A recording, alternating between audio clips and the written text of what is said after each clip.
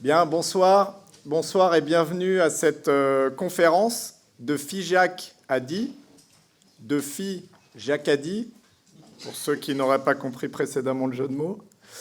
Les coopératives pour la transition, c'est une conférence qui est organisée par l'association BioVallée. Je vais animer du coup cette soirée, cette conférence, mais tout de suite pour démarrer, je vais passer la parole à Philippe Lagrange, qui est coprésident de l'association BioVallée, pour quelques mots d'accueil. Philippe, bienvenue.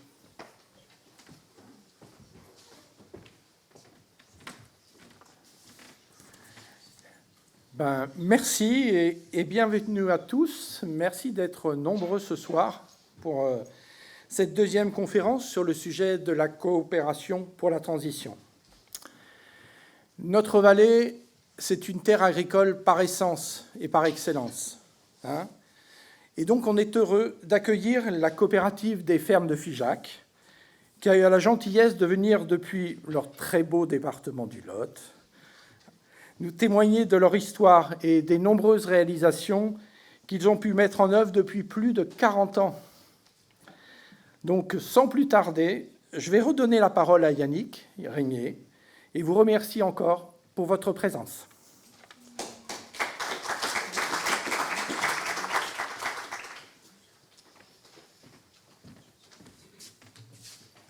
Alors, donc, je m'appelle Yannick Régnier, je suis directeur de l'association BioVallée. Et je suis très heureux et même un petit peu surpris de vous voir nombreux dans la salle. C'était pas gagné, il pleut, il fait froid, il fait nuit, et on préférerait rester au fond de son lit, quasiment à cette heure-là. Par ailleurs, il paraît que lundi dernier, c'était le jour le plus déprimant de l'année. Les Anglais appellent ça le Blue Monday. Et comme par ailleurs, les nouvelles qui nous arrivent du monde ne sont pas toujours très réjouissantes, on peut effectivement imaginer la raison de ce choix du lundi Blue Monday. Néanmoins, au niveau de l'association BioVallée, on choisit d'aborder les choses avec enthousiasme et optimisme et de toujours se tourner vers les solutions, et on va le faire ce soir aussi. L'année dernière, on avait abordé le sujet de la coopération pour la transition en invitant Jean-François Caron. Jean-François Caron a été maire longuement de la commune de Los-en-Gohelle, dans le Nord-Pas-de-Calais. Donc c'était un acteur public, maire d'une commune, qui avait témoigné. Cette fois, on se tourne vers un acteur privé, agricole, coopératif, que sont les fermes de Figeac. Et du coup, cette soirée fait aussi écho à la soirée qu'on a organisée le 3 décembre dernier, Entreprendre pour la transition, pendant laquelle les principales entreprises du territoire, principales en termes de chiffre d'affaires et de nombre de salariés, avaient témoigné de leurs engagements pour la transition. Nous croyons en effet à l'association BioVallée, à la force de l'entrepreneuriat pour la transition. Et cette conférence s'inscrit finalement au cœur de la raison d'être de l'association BioVallée, qui est la coopération entre et au service des acteurs qui s'engagent pour la transition. Mais elle s'inscrit aussi d'un point de vue plus matériel dans un projet qui est soutenu par l'ADEME, l'Agence de la transition écologique, dans le cadre d'un programme sur l'innovation sociale et territoriale. Et elle bénéficie par ailleurs d'un soutien complémentaire de l'État dans le cadre du programme Territoire d'innovation BioVallée. À l'association BioVallée, nous avons une conviction forte, c'est que plus il y aura de coopération sur le territoire, mieux nous réussirons la transition. Et l'histoire du territoire, elle est marquée par ces coopérations réussies. Pour citer seulement 2 exemples, on peut parler de la rivière Drôme et de l'agriculture biologique, pendant laquelle on reviendra d'ailleurs aujourd'hui. Et finalement, notre question, c'est comment entretenir cette culture commune, comment accompagner les acteurs, toutes celles et ceux qui agissent pour la transition, à faire mieux et plus, idéalement, pour la transition. C'est ce qu'on travaille au quotidien. Alors, peut-être un aspect concret pour cette soirée. Hop. Bon, ça, c'était pour vous rappeler, comme vous le savez, qu'on est tous dans le même bateau. Le déroulé du coup de la conférence, donc on a évidemment nos amis et collègues des fermes de Figeac qui vont intervenir longuement pendant une table ronde, mais on aura 2 interventions introductives de Julie Delclos, qui travaille à l'association BioVallée, et de Pierre-Antoine Landel, qui est un observateur et un contributeur actif du territoire de longue date. Et puis on aura un témoignage d'Émilie Laprand pour conclure la soirée. et ce ne sera pas conclu puisqu'il y aura un temps convivial qui fait partie, comme on dit dans le monde du sport, de la deuxième mi-temps, sans quoi la première a moins d'intérêt. La troisième en l'occurrence, mais bon là, ce sera la deuxième. Bien, je passe du coup la parole tout de suite à Julie Delclos, qui est responsable du pôle des savoirs de l'association BioVallée. Julie anime globalement nos relations avec le monde de la recherche et fait tout un travail autour de la capitalisation et de la transmission des savoirs territoriaux. Et à ce titre, elle va nous proposer un regard analytique qui est assez largement issu de ses travaux de synthèse de travaux scientifiques, à la fois sur les coopératives agricoles et les questions de transition dans la vallée. Julie, je te laisse la parole et la zapette. Donc bonsoir tout le monde. La conférence va se centrer sur un type d'acteurs, les coopératives, en particulier les coopératives agricoles. Et donc si on entend beaucoup et de nombreuses fois ce mot, j'aimerais apporter, pour commencer cette conférence, un peu plus de clarté sur ce qu'il signifie et pourquoi on l'aborde pour parler de la transition écologique. Donc tout d'abord, les coopératives, qu'est-ce que c'est ? Donc les coopératives, ça va être un type de société qui va réunir plusieurs individus autour de leurs intérêts économiques et ou sociaux. Donc comme toute autre société, mais qui va s'appuyer sur des principes fondateurs particuliers. Par exemple, vous voulez adhérer à la coopérative, vous pouvez, c'est ouvert à tous, et vous allez participer au capital économique de cette société. Vous souhaitez participer à la décision, c'est possible. Vous pouvez être élu et donc participer aux décisions qui sont prises au sein de la coopérative. Car il y a un des principes fondamentaux d'une structure de type coopérative, ça va être la notion de gouvernance démocratique. Vous avez des adhérents, qu'on peut des fois appeler coopérateurs, ça dépend des types de contextes, qui peuvent élire des représentants au sein de la structure, au sein d'un conseil d'administration. Ce conseil d'administration va élire, nommer président et directeur, et ensemble, ils vont définir et mettre en œuvre la stratégie de la coopérative. Okay. Et le principe majeur d'une coopérative, c'est qu'un homme égale une voix. Gardez ça en tête. Petite précision aussi, dans des coopératives, il y a donc des salariés qui mettent en place les actions définies. Ça a aussi son importance. Donc ça, c'est les coopératives. Les coopératives agricoles, maintenant, honnêtement, c'est pareil. Sauf que les individus, c'est des agriculteurs. Par contre, ça va se fonder sur les mêmes principes fondateurs qui sont là, les mêmes types de gouvernance, c'est toujours un homme égale une voix. Par contre, ça va jouer sur les activités de la coopérative, évidemment, sur les activités qu'elle va pouvoir proposer. Du coup, c'est ça que j'aimerais vous présenter là pour qu'on ait tous en tête ce que c'est qu'une coopérative agricole. Première action qu'une coopérative agricole peut faire, c'est de la collecte. C'est-à-dire que vous avez un agriculteur qui produit des céréales bio, il pourrait les stocker chez lui, il produit du blé, il pourrait stocker son blé chez lui et décider de le vendre tout seul. Mais ça veut dire qu'il faut qu'il y ait les conditions de stockage, donc il faut qu'il y ait la quantité, des grands lieux de stockage, des bonnes conditions pour stocker, à l'abri de l'humidité, des rongeurs, etc. Ou il peut faire le choix de vendre son blé à la coopérative qui, elle, va se charger ensuite de le vendre.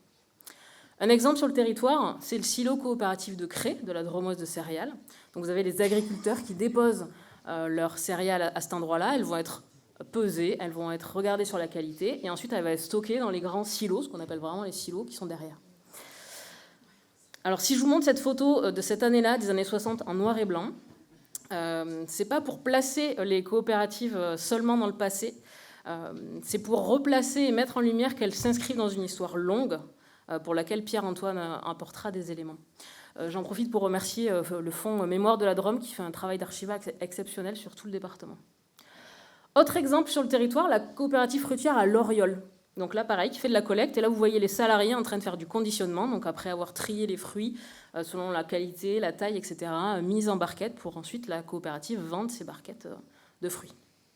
Pareil, une photo des années 60, si je ne me trompe pas aussi. Une autre activité que les coopératives peuvent faire, c'est de la transformation. Cette fois-ci, vous prenez l'exemple d'un agriculteur qui fait du raisin. Il peut décider de faire son vin chez lui, dans son propre caveau, ou il peut vendre son raisin à la cave coopérative, qui va, elle, produire du vin, et elle va vendre le vin. L'exemple sur le territoire, c'est la cave coopérative, la cave viticole de Die. Donc elle va de la même manière collecter du raisin des agriculteurs qui sont adhérents à sa coopérative. Elle va le transformer en vin, pourquoi pas en clairette de Die. Et ce qu'elle vend, la coopérative, c'est les bouteilles de vin. Elle ne vend pas du raisin, du coup. Une dernière activité que j'aimerais vous proposer, c'est l'approvisionnement. Une coopérative agricole peut vendre des produits à des agriculteurs pour les aider à travailler. Ça peut être de l'alimentation pour les animaux, ça peut être de l'engrais, des produits phytosanitaires, etc. Un exemple sur le territoire, vous avez la cave d'approvisionnement à Die, où vous pouvez aussi aller vous-même pour jardiner, mais où les agriculteurs peuvent se fournir sur ce dont ils ont besoin. Ces 3 activités que je vous présente, pour bien caler ce que c'est qu'une coopérative agricole, c'est des activités de base au vu du secteur agricole, strictement parlé. Si je précise seulement ces activités-là, c'est parce que le témoignage des fermes de Figeac aujourd'hui montrera que ça peut aussi être des actions qui sortent strictement du domaine agricole. Mais moi, je ne rentre pas dans les détails. Ce que je voulais vous dire aussi, c'est du coup le rôle des agriculteurs. Dans une coopérative, l'agriculteur a différents rôles possibles. D'une part, il peut être du coup adhérent, coopérateur, donc sociétaire. Quand il vend ses produits, il est fournisseur. Quand il achète des produits à la coopérative, il est client, du coup. Il peut être aussi client de service de la coopérative. La coopérative peut avoir des salariés qui sont des technico-commerciaux qui accompagnent l'agriculteur dans ses pratiques. Donc maintenant, vous êtes incollable sur les coopératives agricoles. On est bon. Du coup, on peut se poser la question de savoir, est-ce que ces types d'acteurs-là, coopératives agricoles, ce sont des acteurs de la transition écologique? Bonne question. Je pense que la soirée répondra en partie à ces éléments. Sur ce volet-là, déjà, les coopératives agricoles, ce n'est pas des acteurs qui sont rares. Si on prend en Auvergne-Rhône-Alpes, c'est à peu près 280 coopératives pour environ 17 000 salariés. Et parmi ces coopératives, vous en avez un tiers qui ont une activité en agriculture biologique. Si on zoome sur le département de la Drôme, maintenant, ça a 30 coopératives qui travaillent sur ce territoire-là, à l'échelle du département, pour à peu près, enfin un peu plus de 2300 salariés. Et là, quand on regarde le nombre de coopératives agricoles de la Drôme qui ont une activité bio, le chiffre passe à 80%. Donc déjà, ça montre que ce sont des acteurs qui sont investis sur ce sujet-là. Quand on passe à l'échelle maintenant de la vallée de la Drôme, là, je n'ai pas les chiffres, donc je ne pourrais pas vous les donner. Par contre, le territoire, il a une histoire qui est intéressante et que je souhaiterais vous partager. Du coup, qui dit histoire dit voyage un peu dans le temps. Donc je vous propose qu'on parte il y a quelques années de ça et qu'on parte dans le Diois. On va partir au moment où les termes agriculture biologique étaient vraiment tout frais. Ils venaient à peine d'arriver et d'être posés. On est à la fin des années 80. À cette époque-là, dans le Diois, le contexte, c'est une déprise démographique très importante. Beaucoup de gens partent. La vie n'est pas facile, l'exode rural.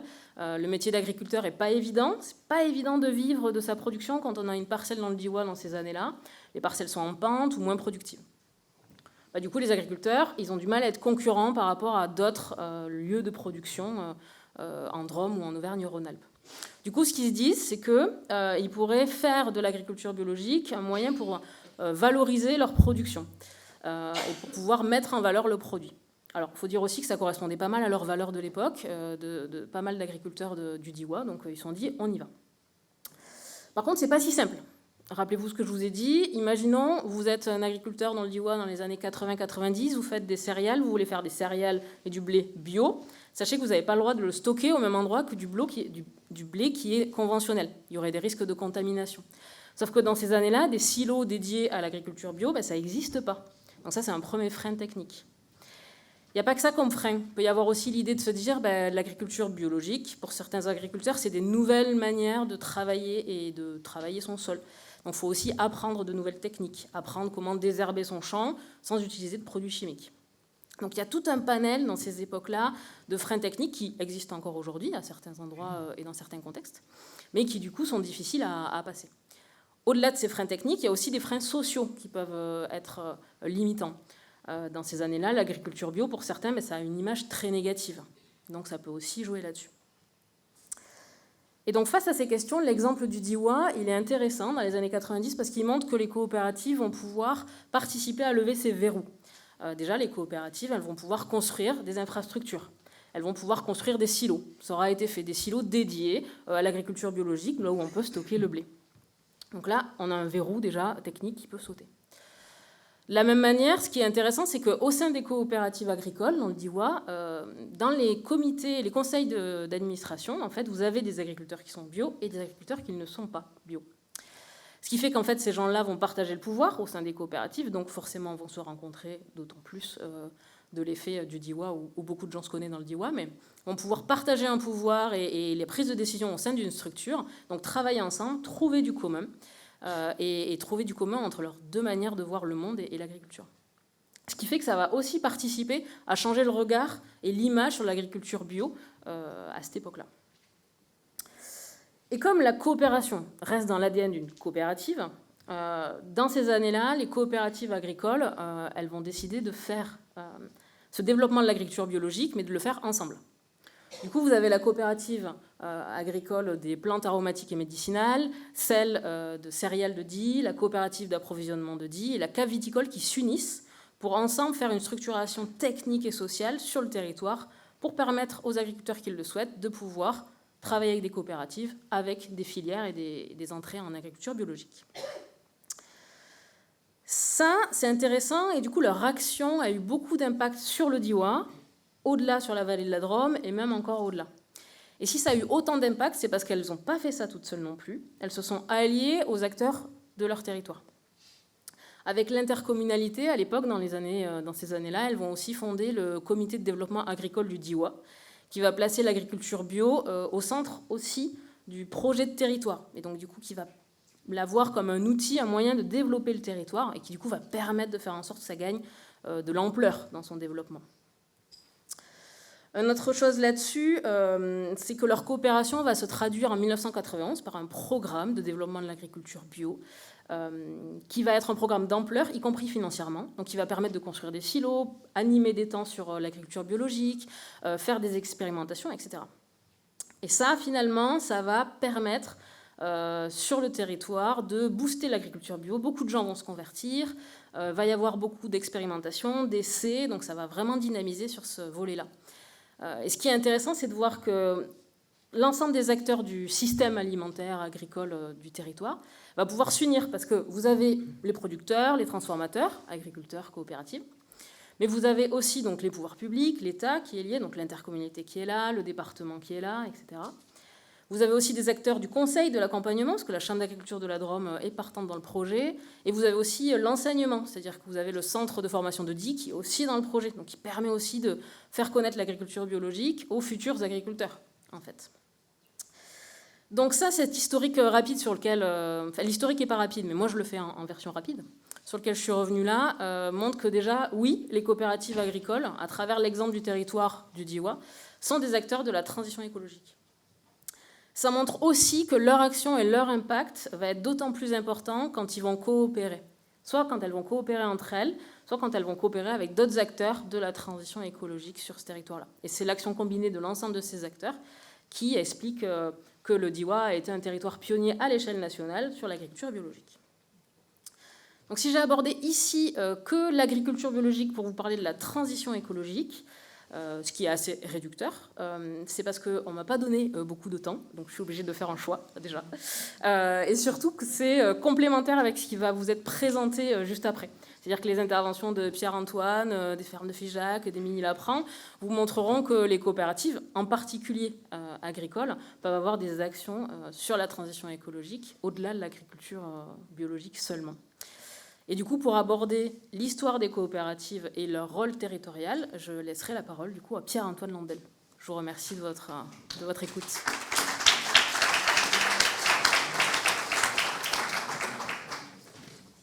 Merci. Alors Pierre-Antoine, je vais juste dire un petit mot avant de te passer la parole. Juste pour dire que nos chemins se sont croisés il y a déjà pas mal d'années avec Pierre-Antoine. À qui d'ailleurs il n'est pas facile de mettre une casquette, c'est pour ça qu'on a dû mettre le mot géographe parmi plein d'autres mots, mais je te laisserai décrire les autres, ça a une certaine importance pour le propos. Et nous avons eu l'occasion d'ailleurs, au-delà des questions d'agriculture sur lesquelles tu vas revenir aujourd'hui, à travailler sur des enjeux énergétiques avec lesquels aussi il y aura une résonance, et notamment autour d'un concept, l'opérateur énergétique territorial, qui depuis a fait l'objet d'un élargissement, mais d'un approfondissement, on pourra dire. Et donc, je te laisse la parole pour prendre aussi la suite de Julie sur les questions d'analyse de tout ce système territorial vallée de la Drôme, bio-vallée, on pourrait dire. Merci de m'avoir invité. Alors, je connais plusieurs personnes dans la salle, donc vous savez un petit peu qui je suis. Hein. J'incarne vraiment une posture très particulière qui est l'interface entre l'expérience et la connaissance. J'ai travaillé 22 ans dans les collectivités locales, dans le syndicalisme agricole. D'ailleurs, j'ai commencé dans le syndicalisme agricole de la Drôme. Ensuite, j'ai travaillé au Conseil général pendant 10 ans. Ensuite, j'ai travaillé dans le Diois pendant 5 ans. Et donc, ça m'a amené à développer une expérience. Et puis j'ai eu une chance inouïe dans ma carrière, c'est de rejoindre l'université. Et après, j'ai été enseignant-chercheur en géographie, aménagement du territoire. Donc j'ai eu la même durée pour questionner ce que j'avais fait avant, essayer d'approfondir certains sujets, de les confronter avec d'autres expériences et puis d'essayer d'en tirer des enseignements qui étaient destinés aux étudiants, mais aussi à d'autres. Et il s'avère que j'ai rencontré Yannick autour de l'énergie, mais j'ai déjà rencontré la ferme de Figeac, et c'est chez eux un petit peu qu'est né ce concept d'opérateur territorial de la transition que je vais présenter ce soir. Alors, d'où je parle, voilà, je vais vous présenter 5 images, donc ça devrait aller assez vite. Alors, la première, les coopératives ont une histoire. Ça, c'est vrai que c'est une histoire assez passionnante. Hein. Quand on regarde toujours l'histoire, c'est intéressant. Et c'est porteur quand même à la fois de questions, mais aussi d'enseignements. Alors, bien évidemment, il a été fait référence à un film auquel vous pouvez tous accéder. C'est TV Val de Drôme. Vous connaissez TV Val de Drôme. Et vous allez voir le film qui s'appelle « Quand les paysans se sont serrés les coudes ». Et je suis intervenu dans ce film-là avec Jean-Pierre Bell, l'ancien président de la coopérative Clairette de Die. Et vous verrez, ça relate une histoire qui est assez importante et qui témoigne d'une longue histoire qu'on peut dater, dont le début peut être daté en 1884, la loi sur les syndicats. Et les premiers syndicats de la Drôme sont nés dans la vallée de la Drôme et le premier dans le Diois. Si un jour vous allez à L'Aix, vous verrez qu'il y a la rue du premier syndicat, c'est complètement faux, c'est le deuxième. Le premier, comme souvent dans la vallée de la Drôme, tout commence dans le Diois, et bien là c'est encore le cas. Le premier est né à Die, le président il s'appelait Anatole de Fontgalan, et le deuxième il est né à Alex, de Gaillard de Mancel, le président. Donc vous voyez la noblesse qui est intervenue là aussi dans l'émergence des coopératives agricoles, et vous avez un livre qui est cité en haut. Si jamais un jour vous avez le temps, mais alors là c'est extraordinaire, c'est l'histoire de la coopérative de Landerneau dans le Finistère sur plus de 100 ans, fait par une sociologue américaine. Et elle a passé plusieurs années à décrire cette histoire, c'est absolument passionnant. Et elle, ce qu'elle dit, c'est que la création des coopératives agricoles, c'est plutôt fait d'abord contre l'État. Contre l'État pour préserver l'autonomie et le mode de vie paysan face aux pressions politiques extérieures. C'est l'arrivée de la République, cette date-là. Et on voit la noblesse, les notabilités locales, l'Église, etc., s'organiser pour accompagner la création de ces coopératives qui étaient plutôt en opposition à l'État. Alors que 80 années plus tard, le renversement va être total.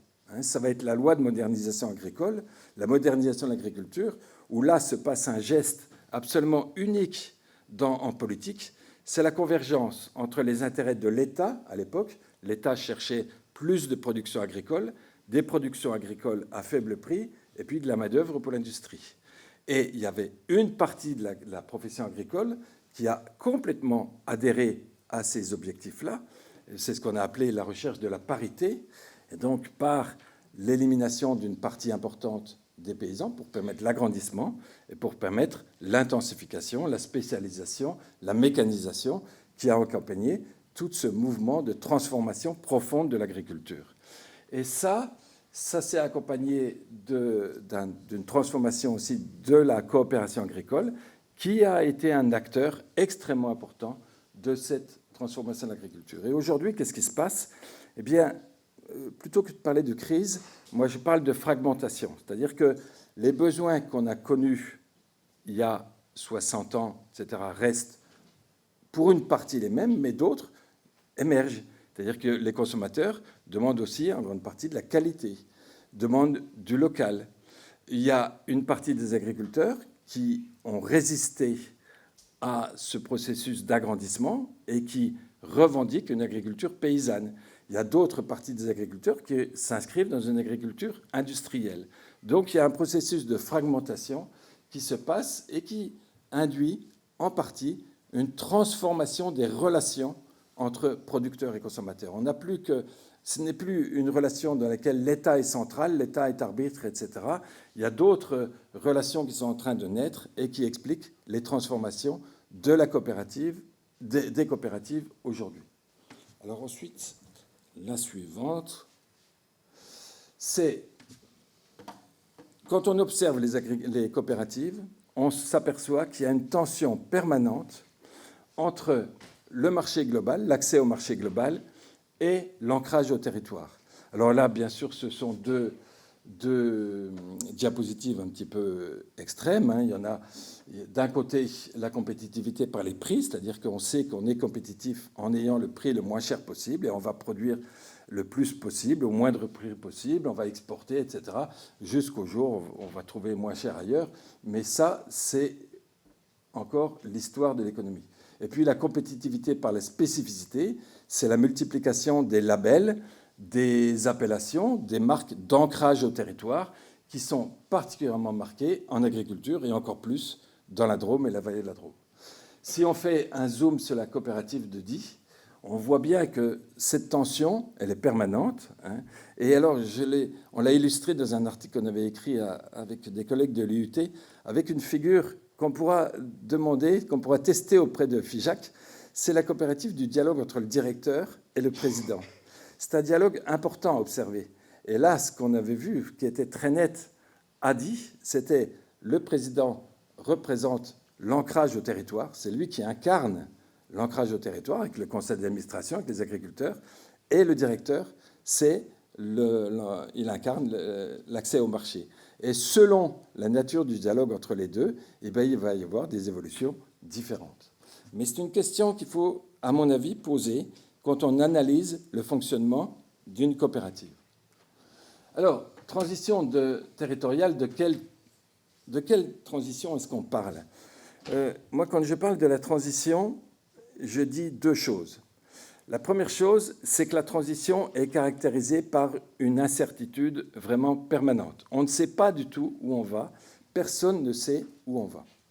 C'est comme, vous connaissez bien ça dans la Drôme, on est au pied d'un col, on sait qu'il faut passer le col, on n'a pas le choix.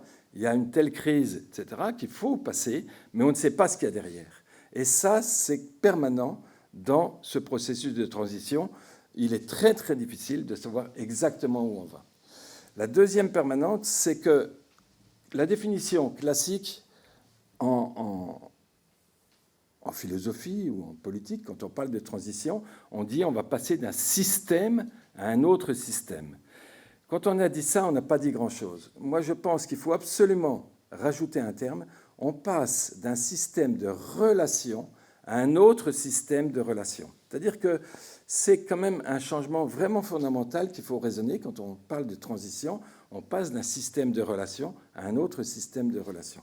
Alors là, le schéma, il se veut un petit peu caricatural en disant qu'une des hypothèses, c'est qu'on passe d'un modèle qui est ancien, qui passe par une gouvernance autoritaire, verticale, issue pour la politique publique de la décentralisation, par exemple, et qui est actuellement déconstruit par les faits et les analyses, et qu'on caractérisait par un acronyme tout simple, mais qui est assez marrant, compétitivité, attractivité, métropolisation, excellence. Vous écoutez les discours sur les tendances actuelles, et vous verrez ces 4 mots employés sans arrêt.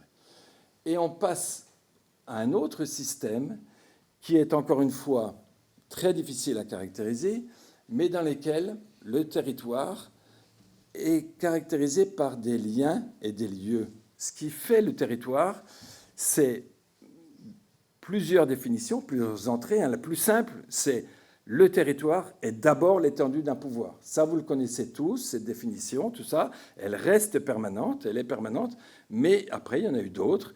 Par exemple, le territoire, c'est une coordination d'acteurs qui, sur une surface limitée ou sur une aire limitée, vont se mettre d'accord pour prendre à corps un problème partagé, pour trouver des solutions à partir des ressources locales. Ça a été décrit par Julie, par son approche du DIWA dans les années 80-90, avec le programme de développement de l'agriculture biologique. Ça, c'était le projet de territoire, le moment où un territoire devient le sujet de son propre projet par une coordination d'acteurs. Et aujourd'hui, ce qui semble aussi important à intégrer dans la définition d'un territoire, c'est qu'un territoire, c'est d'abord aussi des liens, des lieux et des liens entre ces lieux. C'est-à-dire que quand vous observez un espace, ce n'est pas uniquement les objets qui composent cet espace qui sont importants, c'est les relations qu'ils ont entre eux. Et c'est ça que la coopération permet d'explorer avec des évolutions de les coopératives qui sont intéressantes à observer. Alors, je propose un autre acronyme, mais vous en faites exactement ce que vous voulez. Le CARE, c'est très à la mode. C'est coopération, autonomie. R, c'est robustesse, avec les travaux d'Olivier Hamon, qui font référence quand même aux natures. Et puis le E, c'est l'engagement. C'est-à-dire que ça demande de l'engagement, ça demande de prendre du risque pour rentrer dans ce mouvement-là. Alors, ça, c'est des travaux qu'on a fait sur ce qu'on a appelé les innovations sociales en montagne, avec une définition en disant qu'une innovation sociale, c'est une intervention initiée par des acteurs sociaux pour répondre à une aspiration, subvenir à un besoin, apporter une solution, profiter d'une opportunité d'action pour modifier des relations sociales. Alors, c'est assez large, mais c'est vrai que ce qu'on a décrit tout à l'heure, ou ce qu'on va voir peut-être ce soir, ça s'inscrit quand même de ce changement-là. Ça répond à des besoins nouveaux ou des besoins qui ne sont plus pourvus ailleurs. Et il y a beaucoup de coopératives, d'organisations coopératives qui sont engagées dans ces mouvements-là. Et on s'est amusé à analyser cette interface avec plusieurs centaines d'exemples. Si vous allez sur Internet, vous pouvez taper « Transformons », vous finissez avec un T, vous tomberez sur une base de données des innovations sociales en montagne qui a été faite par l'Université de Grenoble depuis une dizaine d'années. Et là, on en a tiré des figures d'interface entre ces innovations sociales et les territoires. Si on prend un exemple, quand même, ce qui est un petit peu décalé, mais qui est assez intéressant dans la vallée de la Drôme, qui est assez peu connu, l'Union des jeunes vignerons récoltants de Vercheny. C'est une coopérative qui est née alors, dans l'entourage d'une association qui s'appelait l'Association des enfants de Paris, qui a accueilli des centaines d'enfants après la guerre, qui avaient perdu leurs parents ou qui étaient en difficulté avec leurs parents, et qui était un lieu d'éducation, puis qui petit à petit s'est ancré au territoire, a travaillé avec les agriculteurs locaux et a fondé une coopérative qui s'appelle de type 2, dans laquelle les sociétaires peuvent être adhérents sur la base de leur travail. Les sociétaires ne sont pas obligés d'apporter du capital et en particulier de la terre. C'est-à-dire que la coopérative peut prendre des terres, elle les plante, et puis après les sociétaires peuvent acquérir des parts avec leur travail. Et ça fonctionne encore, et c'est une coopérative qui a eu un impact assez important sur son territoire. Pour compléter l'histoire de Julie, par exemple, elle a été un des acteurs de la création de la coopérative des plantes aromatiques du Diois, et ensuite de la génération de ce qui a fait une grosse partie de la transition vers l'agriculture biologique dans le Diois. Alors, pour terminer, une proposition parce qu'on essaye de réfléchir et de trouver des termes pour expliquer ce qui se passe. Et une des hypothèses, c'était de définir une organisation d'un type spécial qu'on désignerait comme étant un opérateur territorial de la transition. Et cet opérateur, ça serait une organisation coordonnant différents acteurs du territoire, qui peuvent être des acteurs des agriculteurs, mais ça peut être des agriculteurs avec d'autres aussi, et disposant d'une autonomie suffisante pour mettre en place des intermédiations permettant le passage d'un système territorial à un autre. C'est-à-dire que l'idée fondamentale, c'est que ce n'est pas une organisation qui vient du haut, ce n'est pas parachuté du haut, ce sont des acteurs qui se coordonnent, qui définissent ensemble leurs projets, qui construisent ensemble les connaissances dont ils ont besoin et qui définissent ensemble les règles dont ils veulent se doter pour arriver à leur projet. Alors, ce qui est très difficile, c'est que dans ces règles-là, ils doivent tenir compte des règles qui viennent de l'extérieur. On n'est pas dans un monde fermé. Et donc, c'est ça la difficulté, mais nos observations nous ont amené à dire que ces opérateurs avaient capacité à faire 3 types d'intermédiation, c'est-à-dire qu'ils ont capacité à susciter 3 types de relations. La première, c'est la construction de connaissances nouvelles. La connaissance, quand on observe ce qui s'est passé, par exemple, dans le Diois, ça venait de 3 sources. Ça venait des savoir-faire locaux. Il y a des néo-ruraux qui se sont installés dans le Diois dans les années 80, qui, au lieu de s'opposer aux agriculteurs, tout ça, n'ont eu de cesse d'aller vers les agriculteurs en place et d'aller apprendre d'eux. Et ça, c'est un geste extrêmement important pour comprendre ce qui s'est passé. Ensuite, il y a eu des savoir-faire importés de l'extérieur. Et puis, il y a eu construction des savoir-faire dans l'action, c'est-à-dire sans arrêt la posture de capitaliser à partir des savoirs acquis. On n'est pas dans des choses linéaires, on est sans arrêt dans des essais, éventuellement des erreurs, des nouveaux essais et dans du bricolage. On n'est pas dans quelque chose qui est stabilisé, c'est quelque chose qui est extrêmement difficile à mettre en œuvre. La deuxième caractéristique, c'est l'inscription de l'action contemporaine, et en particulier de la transition, dans l'histoire longue du territoire. On n'est pas dans des processus de rupture. Au contraire, on va se baser sur l'histoire longue du territoire pour rentrer en transition. Et ça, c'est une question aussi qu'on pourra poser aux collègues de FIJAC pour savoir si c'est une question qui se pose et comment est-ce qu'on peut y répondre. Dans le Diois, on voit qu'ils y ont répondu, non pas par des ruptures, mais au contraire par des organisations qui mobilisaient des organisations anciennes. Et enfin, les capacités des acteurs porteurs d'innovation à articuler leurs organisations avec des normes qui leur sont externes, et en particulier celles de l'Union européenne, de l'État, des régions, des départements, et qu'ils ont capacité à définir de nouvelles normes, et ils auront un projet d'une telle qualité qu'ils vont avoir capacité à l'imposer à l'extérieur. C'est-à-dire que c'est l'extérieur qui va accepter de changer ces normes pour arriver au projet. Je vous donne un seul exemple. Dans le programme décrit par Julie pour les coopératives agricoles, eh bien, à l'époque, l'Union européenne avait accepté de porter les subventions pour les équipements à 35% du montant des investissements, auxquels on ajoutait 11% d'investissement de l'État, ce qui étaient les subventions auxquelles avaient droit les CAF coopératives. Eh bien, l'Union européenne avait accepté de les étendre, et c'est comme ça que la coopérative de céréales a pu se moderniser pour accueillir du bio. C'est comme ça que la coopérative d'approvisionnement a pu s'adapter. C'est comme ça aussi que la coopérative des plantes aromatiques du Diois a pu s'équiper.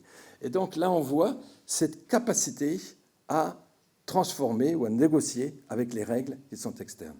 Et c'est ça que je vous propose d'explorer avec le témoignage des fermes de FIJAC qu'on va voir maintenant et qui s'inscrit en parfaite conformité avec ces réflexions, puisqu'il s'appelle aussi coopérative de territoire, fabrique d'un territoire, et puis ils vont mobiliser une chose extraordinaire qui est l'énergie.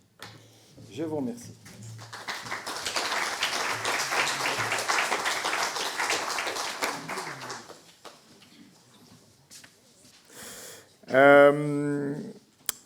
Pierre Lafragette a été président pendant 28 ans de la coopérative agricole des fermes de FIJAC. Il ne l'est plus aujourd'hui, mais il répond toujours à l'appel quand il s'agit de transmettre l'histoire de la coopérative. Et Guillaume Dérissard, qui est directeur général, l'accompagne ce soir.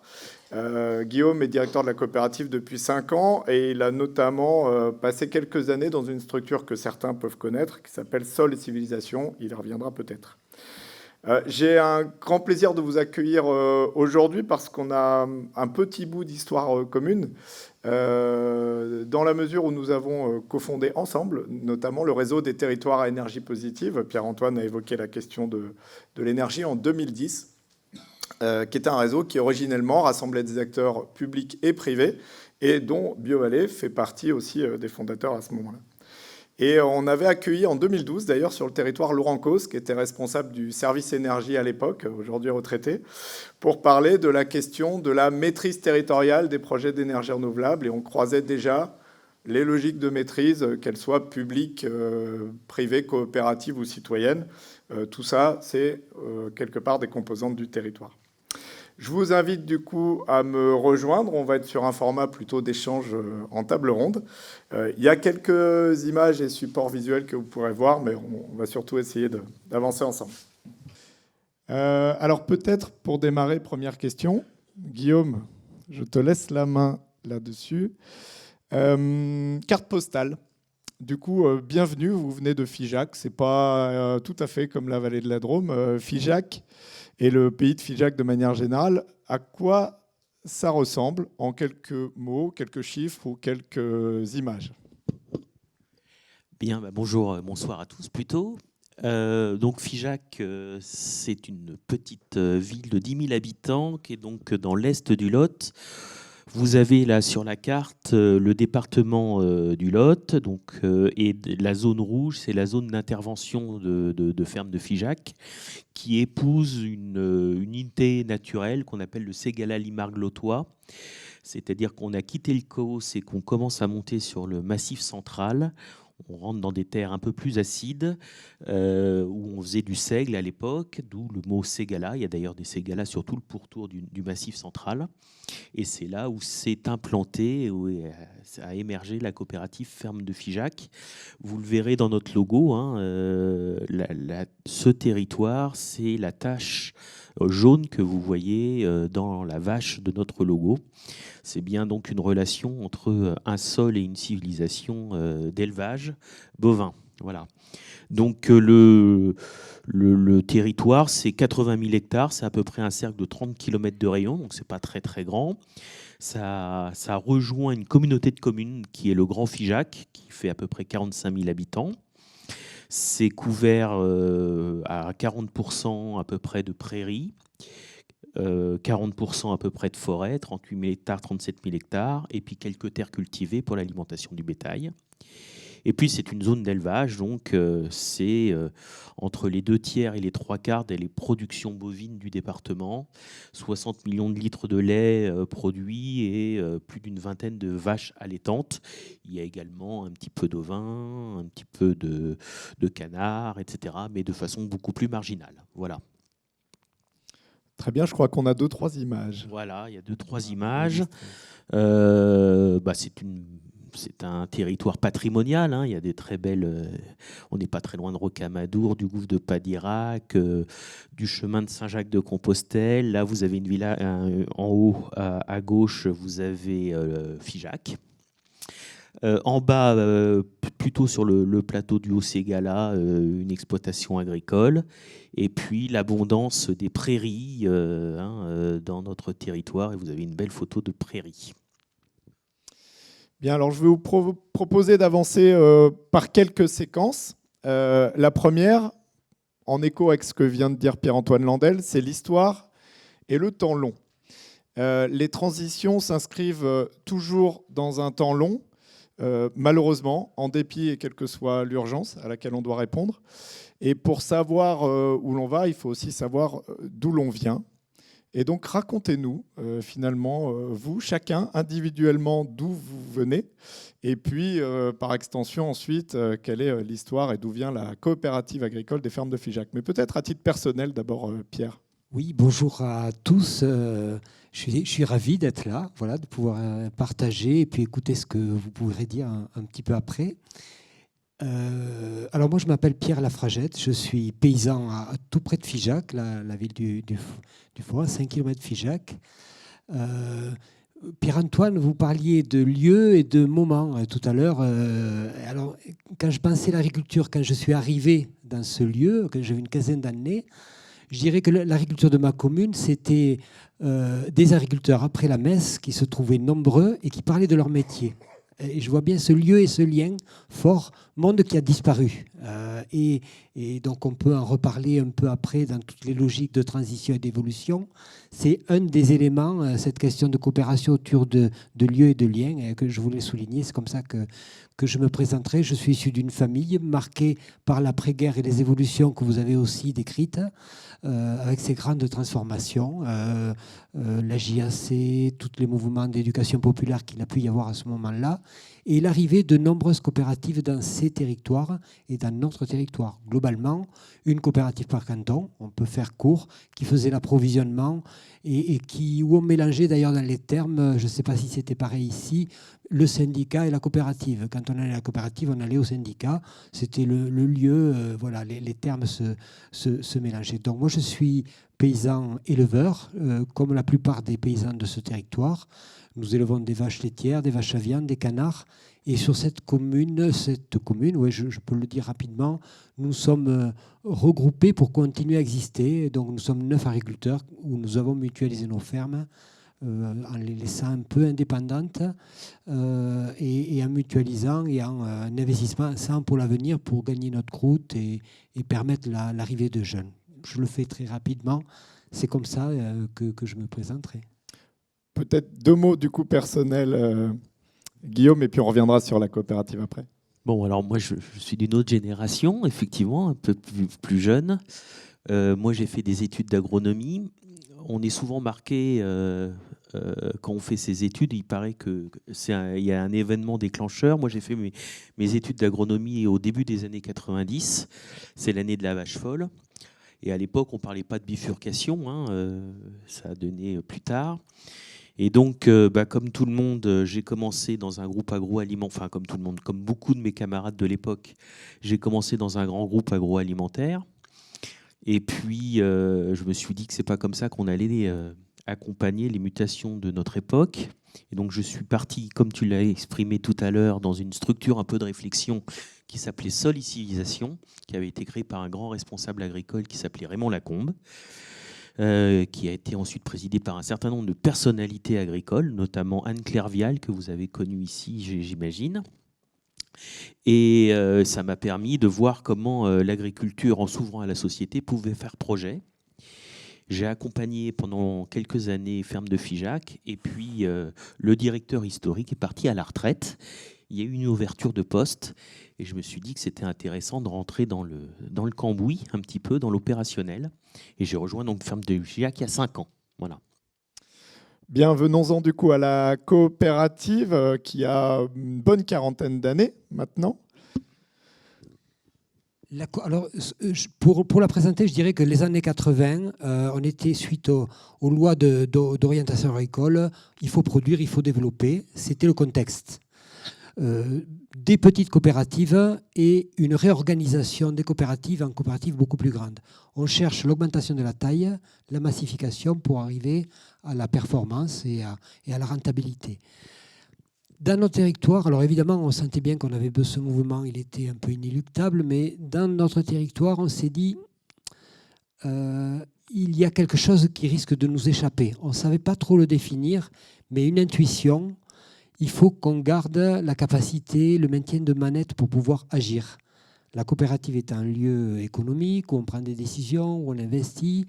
Si le pouvoir s'en va, notre capacité à agir partira avec. Donc, il y a eu un choix politique qui n'a pas été évident, qui a scindé un peu les populations. Il y a eu des oppositions, il y a eu des votes.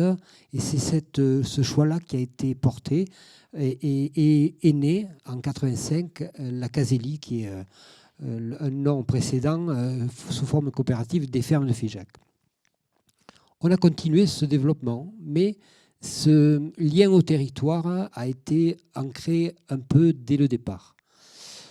Fin des années 80, les années 90 sont arrivées, je dirais, un premier élément marquant, c'est la PAC de 92. L'Europe nous dit, élément externe, l'Europe nous dit on produit trop, enfin vous connaissez l'histoire. Et ça nous a beaucoup interrogés. On était dans cette logique de production. On s'est dit, quelle est la place d'une petite coopérative d'approvisionnement dans un contexte où on nous demande de moins produire? Est-ce qu'on a la pertinence? Et notre mouvement était de dire, il faut toujours revenir vers nos adhérents, vers la population. Et là, on est parti sur un audit patrimonial. Alors, on en a parlé tout à l'heure. Il y a des gens qui connaissaient la méthode. Et globalement, la réponse nous a surpris. On s'attendait à avoir des réponses sur le revenu, toujours affichées. La réponse qui a été faite, globalement, c'est il nous faut garder des jeunes au territoire. Voilà. On a eu une mission, on peut de dire, il nous faut garder des jeunes. Et la coopérative donc a réorienté en disant il faut créer de la valeur, c'est notre métier, c'est maintenir une densité humaine qui est en train de s'étioler, même si elle a continué à s'étioler, mais c'est un peu notre enjeu majeur. Donc, d'où toutes ces évolutions des années 90 où le territoire, et on le voit au travers, je crois, je ne sais pas si c'est sur les divers scénarios tout à l'heure, mais c'est globalement une fabrique d'aliments au milieu du territoire que l'on voit là, et la recherche de valeur auprès d'une relation avec les habitants et les consommateurs du territoire. Recréer du lien. on s'était aperçu qu'on avait des petits marchés qui continuaient à fonctionner avec quelques producteurs fermiers. Et on s'est dit, il faut qu'on appuie un accompagnement, qu'on accompagne ce mouvement. Et la coopérative s'est investie dans cette relation de distribution alimentaire de proximité, petit à petit, progressivement. Et aujourd'hui, elle a pris une place, sûrement avant le mouvement que nous avons dans les dernières décennies, mais elle a été innovante. Et globalement, elle a augmenté son activité, deuxième activité après l'approvisionnement, au travers des magasins de distribution. Toutes les années 90 ont été cela. Est arrivée la vache folle. Les paysans ont dit, ça suffit, c'est pas notre façon de produire. On fait n'importe quoi. On veut des boucheries pour reprendre le lien et la crédibilité et l'image des éleveurs auprès des habitants qui nous regardaient avec un regard un peu accusateur quand même, hein, et les paysans qui perdaient un peu une forte inquiétude sur le métier. Je dirais que si je continue à dérouler rapidement, hein, mais dans nos valeurs et dans la façon qui nous a porté le développement de nos activités, il y a un des éléments, c'est l'ouverture.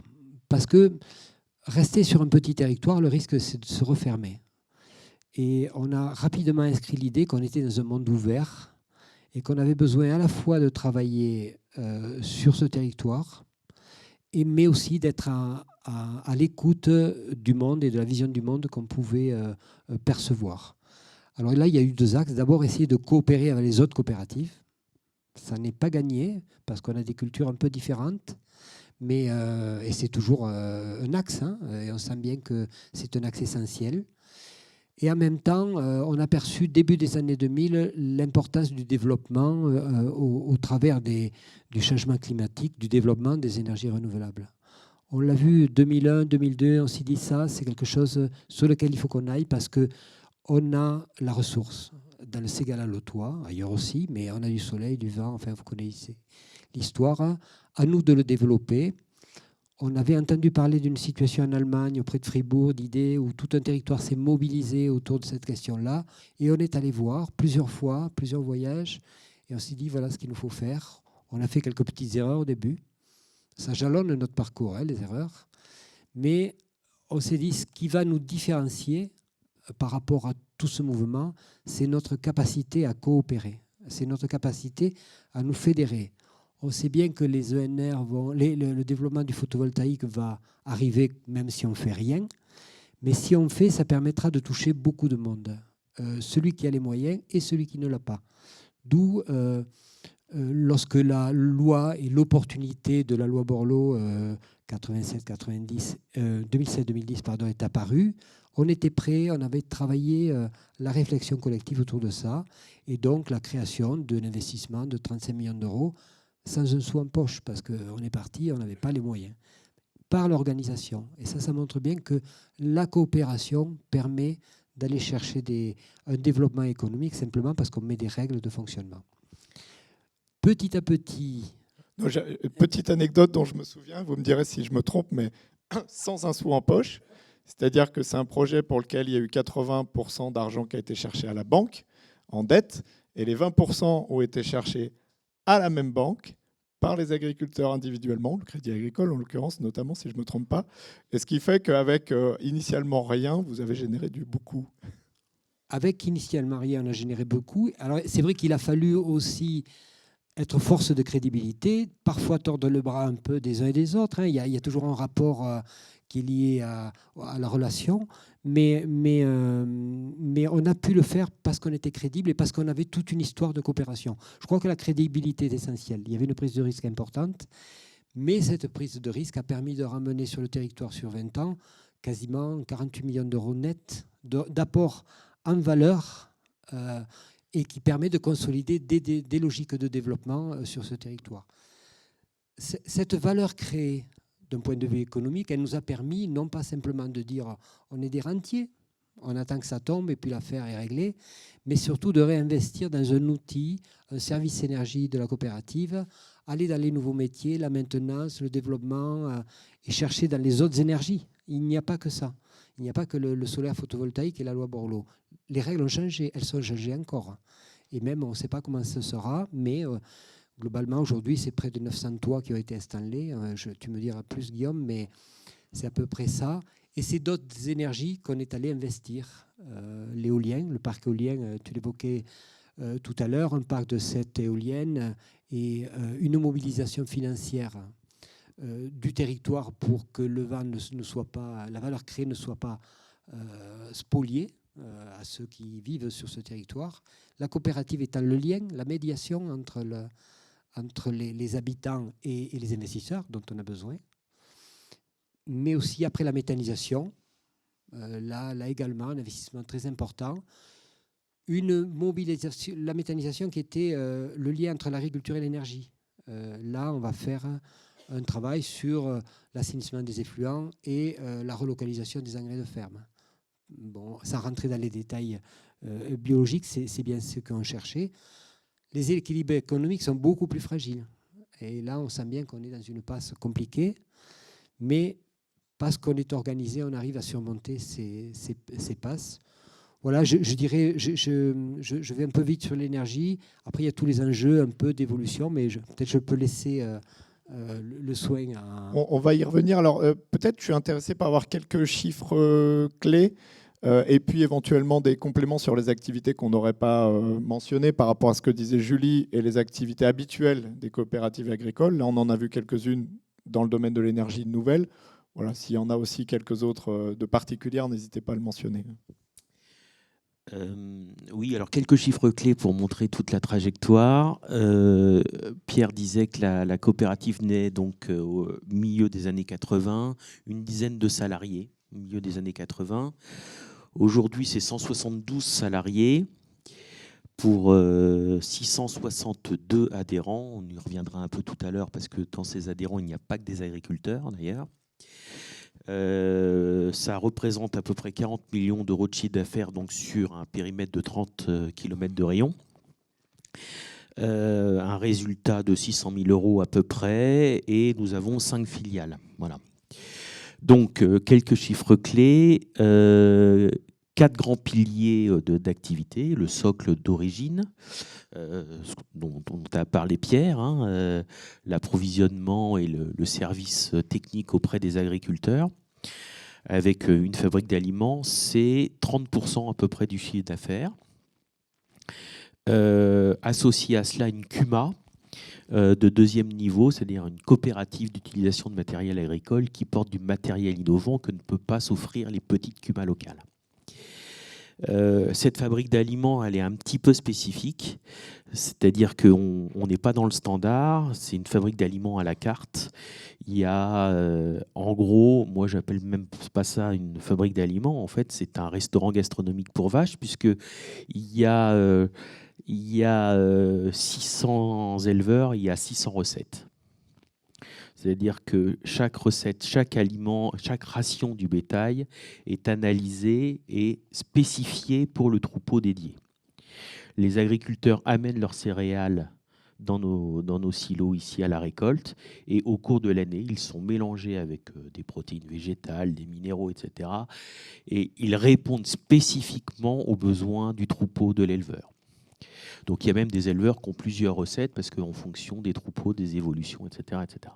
Ça, et donc on est autonome en céréales. Donc on ne fait pas des sacs d'aliments standards, on fait véritablement des menus gastronomiques pour les vaches. Ça, c'est le premier métier. Le deuxième métier, Pierre en a parlé, c'est les magasins. Encore 30% du chiffre d'affaires. 5 magasins, un tous les 10 km. Dont le plus gros est à Figeac, bien sûr, avec sa boucherie. Et donc 70% du chiffre d'affaires est fait avec l'alimentaire. Le reste étant fait avec du non alimentaire, vêtements de travail, bottes, jardinage, etc. Mais l'essentiel est fait avec de l'alimentaire. Là, la grande idée, c'est que ce sont des magasins. C'est pas des magasins de producteurs au sens premier du terme. C'est des magasins où on peut faire toutes ses courses, mais évidemment, on ne produit pas tout dans le Ségala lautois. Et donc, on va raisonner avec des cercles concentriques. Quand quand on ne trouve pas dans le cercle du Ségala, on va un petit peu plus loin, et quand on ne trouve pas, on va un petit peu plus loin, etc., etc. Et donc, il y a un double cercle concentrique, il est soit géographique, soit éthique. Je le fais vite. La viande vient du Ségala, la viande bovine vient de nos éleveurs, le vin viendra d'Occitanie, le sel viendra de Guérande, le café viendra du commerce équitable. Et ça forme une gamme de produits complète, où on peut faire toutes ses courses, donc. On n'est pas obligé d'aller à l'Intermarché d'à côté pour faire l'ensemble de son panier. Alors, je ne vous dis pas que c'est facile, il y a des petits trous dans la raquette, on est même en train de faire l'analyse là, mais grosso modo, on répond à ce cahier des charges à 90%. Ce qui est intéressant également dans ces magasins, on a parlé tout à l'heure, M. Andel, de la diversification par les labels. Nous, on n'a pas un magasin de labels. La promesse qu'on fait à nos consommateurs, si on a goûté, on a aimé, c'est au juste prix. Donc, les oranges peuvent être bio, mais elles peuvent ne pas être bio. On a goûté, on a aimé, et c'est au juste prix. Donc, c'est 360 000 passages en caisse pour vous voyez, une population de 45 000 habitants. Ça pèse quand même, et ça marche plutôt bien, même s'il y a encore voilà, hein, tout n'est pas forcément gagné. Les énergies, troisième tiers du chiffre d'affaires. Pierre l'a beaucoup dit, les énergies renouvelables, 900 toits, ça fait 40 mégawatts crête de puissance. C'est beaucoup, ça ne vous parle pas, mais en gros, tu parlais des territoires à énergie positive, 40 mégawatts crête aujourd'hui, c'est l'équivalent de la consommation des 45 000 habitants du Figeacois, hors chauffage. Donc on est déjà à énergie positive, grâce à l'énergie. L'étape d'après, c'est évidemment pas simplement de poser des toits et mettre les agriculteurs comme possesseurs de toits, de panneaux solaires sur leurs toits, c'est de commencer dans des circuits courts d'énergie et on commence à construire des boucles locales d'énergie où on va être à la fois producteur et organisé. En fait, c'est des AMAP d'électrons, pour le faire court. Ça sera là, effectivement avec donc un service qui s'est beaucoup développé. Et puis, il reste donc la méthanisation, on en a parlé. Alors, si quand même la méthanisation, c'est important, et Pierre l'a dit, c'est le lien entre l'agriculture et l'énergie. C'est à la fois des unités qui produisent de l'énergie, mais qui aussi assainissent les effluents d'élevage. 90% des intrants qui rentrent dans ces méthaniseurs viennent des petites fermes qui sont autour. La distance moyenne entre la vache et le méthaniseur, c'est moins de 3 km. Et la distance moyenne entre le méthaniseur et les extrants, c'est moins de 5 km. Donc en fait, ce sont des méthaniseurs de circuit court, qui sont également des stations d'épuration à vaches. Et effectivement, ça permet aussi de réduire la charge d'engrais chimiques dans les exploitations. Certains me disent qu'ils ont déjà diminué 30% l'achat d'engrais chimiques. Et puis enfin, ça ne représente aujourd'hui que 10% de ces fameux 40 millions. C'est le bois. Pourquoi le bois? Parce que c'est aussi une ressource de notre territoire, où il y a aussi des savoir-faire et des artisans. Et donc, on a acheté progressivement de scieries, la dernière il y a 3 ans. Et on pense là aussi que c'est une ressource d'avenir. On a eu l'occasion, alors moi je peux faire cette remarque parce que vous l'avez compris, je suis à la fois ancien et neuf dans le poste. Pierre était encore président, il y avait l'opportunité d'acheter une nouvelle scierie, qui est la dernière scierie qui fait du plaquage bois en France, une entreprise du patrimoine vivant, une dizaine de salariés, TPE familiale, où les actionnaires étaient partis ailleurs, enfin bon, bref, qui allait possiblement disparaître. Et la décision stratégique et politique du bureau a mis à peu près une demi-heure. Ce qui est surprenant, objectivement. Mais parce que ça rentrait effectivement dans l'esprit, en fait, les opportunités sont saisies au bon moment, non pas parce qu'elles sont mal préparées, parce qu'elles sont très longuement préparées, en fait, par des logiques de coopération. Voilà les quelques chiffres. Aujourd'hui, voilà. Et en gros, alors on vit une période un peu faste. On était à 25 millions d'euros de chiffre d'affaires il y a 5 ans et on est à 40 millions aujourd'hui. Voilà. Parce que l'énergie nous a beaucoup porté ces derniers temps, mais pas seulement. Donc une forte croissance. Alors, du coup, l'énergie porte, mais revenons un peu sur l'économie agricole, enfin plus le lien agriculture. Dans un monde qui change de manière générale, déjà on peut rappeler que l'agriculture c'est de l'économie, qu'une ferme, pour employer le vocable ferme de Figeac, ou une exploitation agricole c'est une entreprise. Et du coup, décrivez-nous dans quel contexte finalement les agriculteurs, les exploitations agricoles évoluent. Est-ce que le contexte est plutôt favorable, en détérioration, en amélioration? Comment vous adaptez et quel est le rôle de la coopérative finalement par rapport à ça? Alors, sur le contexte, comme vous connaissez l'actualité, le côté éruptif des éleveurs, les manifestations. Je ne vais pas faire de commentaires sur tout ça. Simplement, on est face à des paradoxes, personnellement, que je vis. À la fois, les marchés de la viande et du lait n'ont jamais été aussi conjoncturellement bons, avec des situations relativement acceptables. Et on observe des peurs et des réactions qui sont celles que l'on connaît. Alors, plusieurs éléments, je ne peux pas dire ça simplement comme ça, plusieurs éléments. D'abord, des maladies nouvelles. Premièrement, c'est un peu arrivé par là.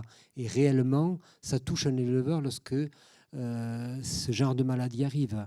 Il faut savoir qu'avec les dérèglements que l'on a, on va être sujet à ces maladies et d'autres avec un risque qui augmente de diffusion et une approche qui doit être très rigoureuse pour lutter contre ces maladies, avec des stratégies différentes.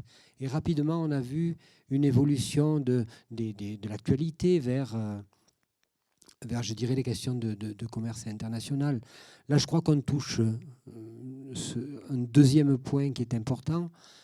L'alimentation n'est pas un bien comme les autres. Elle touche des questions de sécurité, elle touche des questions culturelles, elle touche des questions de lien au vivant, elle a des impacts forts sur les questions d'environnement, des questions d'eau, qui font partie des questions d'environnement. Et surtout, elle touche à un lien fort qui lie l'agriculture avec la société. Ce lien fort qui existe.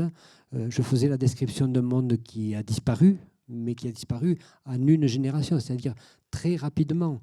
Et donc, on touche aussi là dans des réactions d'éleveurs que je côtoie, que je partage, des situations sociales qui deviennent difficiles. Parce qu'au travers même de situations économiques qui peuvent être en moyenne favorables, on a des situations extrêmement dégradées et des situations confortables qui se côtoient. Parce que c'est un métier qui a évolué vers aussi beaucoup de complexité.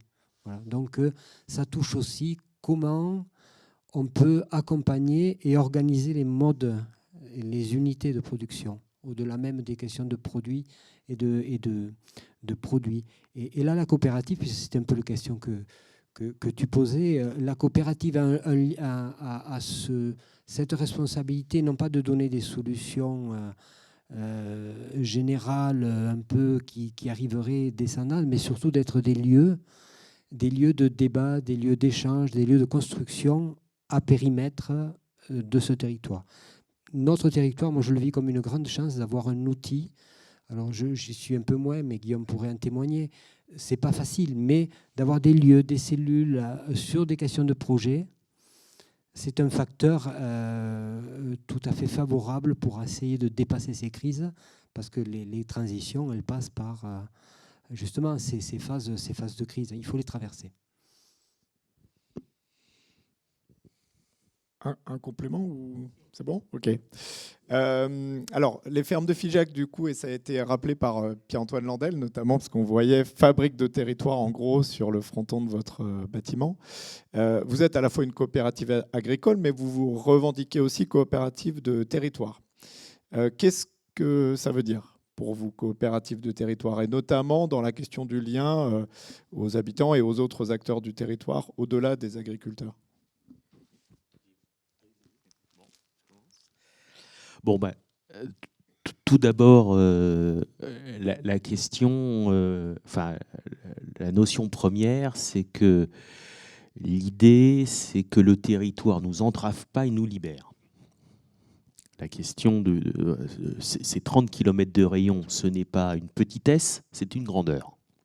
Ça, c'est la première, et ça a été dit tout à l'heure. La première chose, c'est qu'on a toutes les ressources nécessaires pour créer de la valeur. Bon. Il suffit de les trouver, de les repérer, etc. Donc et l'agriculture et les agriculteurs sont au carrefour de tout un tas de demandes de la société. Les paysages, l'alimentation, les énergies renouvelables, la gestion des bois, parce qu'ils sont tous propriétaires de bois, les solidarités, la convivialité. On a un restaurant aussi, je ne l'ai pas dit. La gestion de l'eau, on y reviendra. La gestion de l'eau, etc., etc. Donc, ce n'est pas la taille qui crée le projet. Hein, et le territoire, c'est d'abord, soyons les colibris de nos territoires. Première chose. Deuxième notion, c'est que le territoire, c'est d'abord des liens et des lieux. Et donc, c'est être coopérative de territoire, c'est la coopérative qui facilite l'action ensemble. Voilà. Donc, et l'idée ou le présupposé, c'est que plus on arrivera à coopérer ou coagir, plus on va trouver des solutions à. Voilà. Je citais tout à l'heure Raymond Lacombe, et voilà, la définition pour lui du territoire, c'est le lieu où on sait encore s'engueuler. Et c'est ce qui nous manque.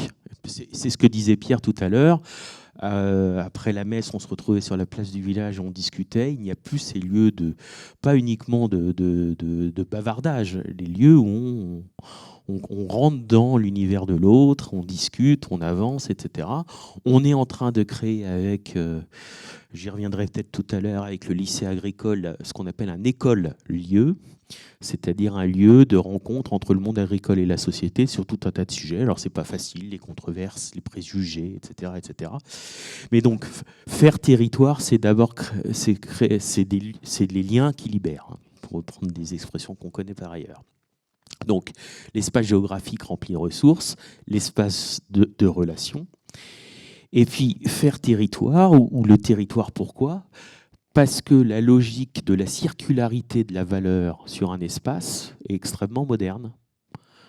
De la vache au beefsteak, de l'électron à la maison. Enfin, ces boucles de valeurs-là sont très modernes. Il y a vraiment beaucoup de valeurs à faire. Voilà. Donc, la coopérative qui est agricole s'est ouverte à d'autres dimensions. Et elle est devenue coopérative de territoire parce qu'elle s'est dit « arrêtons de penser dans nos boîtes ». On peut, de façon transversale, et l'agriculture est une fonction transversale de nos territoires, on peut aborder les sujets du moment, voilà, avec les autres. Pour ça qu'elle s'est appelée coopérative de territoire. Et elle l'a décliné dans sa gouvernance, dans sa façon de fonctionner, dans ses activités, etc., etc. Je faisais un petit coup d'œil au temps. On a encore un peu le temps. Peut-être un mot en particulier sur la relation aux collectivités locales. Je ne sais pas, Pierre ou Guillaume, parmi les acteurs territoriaux. Alors, si on se met dans le temps long, un peu, le lien avec les collectivités territoriales, il n'est pas simple. Il n'a jamais été simple, mais il est aussi un enjeu stratégique fort. Voilà. La difficulté que l'on a rencontrée, et je donnerai deux exemples. La difficulté que l'on a rencontrée, c'est souvent que les contingences ne sont pas les mêmes d'une entreprise et d'une collectivité. On a des questions de pouvoir, de précaré, de durée. Voilà. La mandature n'est pas la même que pour une entreprise où on se projette beaucoup plus sur la longueur. Alors on a essayé d'abord dans un premier temps, on avait beaucoup d'élus dans notre conseil d'administration. On va dire que sur 25, il y avait 4 ou 5 maires qui irriguaient un peu le secteur, et ça permettait, là on était plus dans le dialogue et d'une manière à faciliter, surtout dans la phase d'investissement des premières années, les années 90, où on n'a pas eu vraiment de difficultés fortes. Plus, nos activités sont allées sur des activités territoriales. Et là, je prendrai 2 exemples. Une première qui est celle du bois énergie. On dit globalement, les paysans, ils ont de la ressource. On va développer ces filières-là, locales d'énergie, en boostant la demande et créer, à notre initiative et avec des moyens de l'entreprise coopérative, des chaufferies collectives, qui appartiennent une SIC, société coopérative, avec toutes les possibilités que fait la gouvernance d'une SIC. Et on a investi sur une douzaine de chaufferies collectives sur le territoire pour créer un groupe de chaleur et permettre d'être accessible au fonds chaleur. Et ça fonctionne bien. Voilà. Mais on arrive à un point où, globalement, la SIC se dit, mais ferme de Figeac, on n'en a pas besoin. On peut très bien faire fonctionner cet outil et se la réapproprier, on va dire, au travers des collectivités, de quelques personnes physiques bienveillantes autour de nous. Et les agriculteurs, ils n'ont pas trop leur place. Et donc, ça crée de la tension. Voilà, on est en train de le vivre, c'est pour ça que je le dis. On a besoin de reparler, de réexpliquer, de ne pas voir une logique aussi chez les agriculteurs, de dire, bon, je vais le dire trivialement, ils nous emmerdent, hein, on a fait tout ça, et ils nous mettent dehors. Voilà, c'est un peu ça qui se vit. Et donc, il y a tout un travail de coopération. Ça passe aussi par du dialogue. Et on y arrivera, mais ce n'est pas simple. Le deuxième apport, c'est la question du foncier. Le deuxième exemple. On voit bien que la question du portage du foncier dans des productions d'élevage, elle est essentielle. On a besoin d'accueillir des jeunes, ou moins jeunes d'ailleurs, qui ne viennent pas de ce métier, qui n'ont pas les poches pleines, qui n'ont pas de foncier. Comment voulez-vous qu'on renouvelle une population agricole si on n'a pas des leviers forts pour faire du portage? Et là, il y a plusieurs possibilités. On sent bien que la collectivité a bien envie d'avoir un outil, mais qui est un peu un outil d'affichage, dont on régulière, tous les 6 mois, on se retrouve sur des projets, mais on n'avance pas. On n'est pas dans la logique d'entreprise. Et la coopérative, elle se dit, mais si c'est pour faire enfin, on n'arrive pas à faire des outils de type... alors, il y a des outils comme Terre de Liens qui interviennent, ou d'autres, d'ailleurs, privés, qui interviennent également. Et donc là, on est plus dans l'idée, bon, on doit coopérer pour monter des outils entre agriculteurs, des leviers de type GFA mutuel, où là, il y a un débat. Est-ce qu'on travaille avec les collectivités ou est-ce qu'on se réapproprie entre nous? La pertinence, c'est d'ouvrir ces outils à la population, mais ce sont des difficultés. Alors peut-être vous avez des exemples sur ces choses-là. Il y a des choses plus heureuses, une SIC sur la viticulture qui a mieux fonctionné, justement sur laquelle on était partie prenante et qui fonctionne sur le vin de Figeac. Alors nous avons un atelier demain matin avec quelques parties prenantes du territoire. On va aborder ces questions entre nous demain. On ne va pas les aborder ce soir. Mais peut-être pour compléter sur la notion coopérative de territoire, et vous l'avez évoqué en disant qu'aujourd'hui la coopérative agricole n'est plus seulement composée que d'agriculteurs. Et du coup, comment même à l'intérieur de la structure, comment cette évolution a été faite et quelle est cette diversité nouvelle qui est apparue il n'y a pas si longtemps de mémoire? Alors, tout à fait. Alors, effectivement, j'ai un scoop, on n'est plus une coopérative agricole du tout. On est une SAS de l'économie sociale et solidaire. Et c'est la première, à ma connaissance, en France, où les agriculteurs ont ouvert leur gouvernance à d'autres parties prenantes. Nous avons aujourd'hui 3 collèges. Le collège des agriculteurs, évidemment, adhérent historique. Le collège des salariés. Je suis moi-même coopérateur, puisque j'ai des parts dans la coopérative. Et il y a 35 à 40 salariés sur les 170 là, qui ont des parts dans la coopérative. Donc c'est à la fois aussi modèle un peu de scope. Et puis des parties prenantes possibles, donc, qui viennent parce qu'ils portent un intérêt à notre coopérative. On a, par exemple, là c'est intéressant, il y a 2 ans, un ancien industriel du Nord qui a une maison dans le Figeacois et qui trouvait intéressant ce projet et qui a pris des parts dans la coopérative. Ça rapporte rien, donc c'est vraiment un geste d'adhésion. Ouais. Parce que vous l'aviez indiqué au début, il n'y a pas de... Alors, les statuts ont été faits de telle manière qu'on a gardé les 2 principes fondamentaux de la coopération. Les résultats ne sont pas partageables, voilà, donc sont mis en réserve. C'est pas une obligation Non. De ne pas les partager du tout. Du tout, mais c'est pas du tout. Tout à fait. Et un homme, une voix, avec quand même des pondérations dans les collèges, ce qui fait que, on peut le dire comme ça, les agriculteurs restent leaders de gouvernance dans le sens où ils nomment, en tout cas sur le papier, un administrateur de plus que les 2 autres collèges réunis. Bon. Mais dans les faits, c'est pas parce qu'il y a cette pondération que demain, un consommateur du magasin de Figeac soit élu président. Rien ne l'empêche dans les statuts, en tout cas. Donc il y a vraiment une ouverture de la gouvernance qui donne un conseil d'administration. Et après, petit à petit, sous l'impulsion de Pierre, il y a eu la création des commissions. Parce que ferme de Figeac, ça commence à être un peu complexe. Le métier du bois, le métier des énergies, le métier de l'alimentation, le métier de l'agricole, etc. Et un conseil d'administration ne peut pas tout régler en 2 heures, 3 heures, même s'il se réunit régulièrement. Et donc, il y a des commissions qui prennent à bras-le-corps des thématiques plus précises. Et ces commissions, elles n'ont rien de statutaire, elles n'ont rien d'obligatoire. Mais elles réunissent des administrateurs, d'autres agriculteurs, des salariés et qui veut bien venir, en fait. Voilà, on en a 5, 6. Ça monte petit à petit en puissance, c'est pas si évident que ça, etc. Mais bon, on a une commission distribution, on a une commission RSE, on a une commission agricole, on a une commission énergie, on a un groupe CUMA, enfin bon, etc., etc., etc. Voilà. L'idée de fond, mais ça a été dit tout à l'heure, c'est pour passer en fait d'une logique très verticale de la décision à une logique très horizontale de la décision.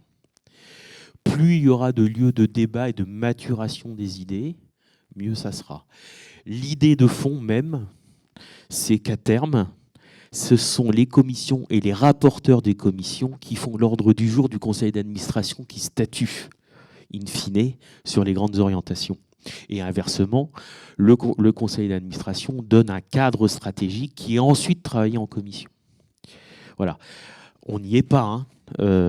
Ça se construit petit à petit, mais fondamentalement, c'est pour ça que moi j'appelle ça plutôt, c'est plus une coopérative agricole, mais justement par pied de nez, moi je dis que c'est une coopérative augmentée. Parce que les salariés ont droit à la parole, évidemment, et ils le prennent, hein, et les parties prenantes aussi. Voilà l'idée de base. Alors ça, c'est plutôt en construction parce que ça date de 2020-21, voilà, le changement. Hein. Ça, c'est le premier point.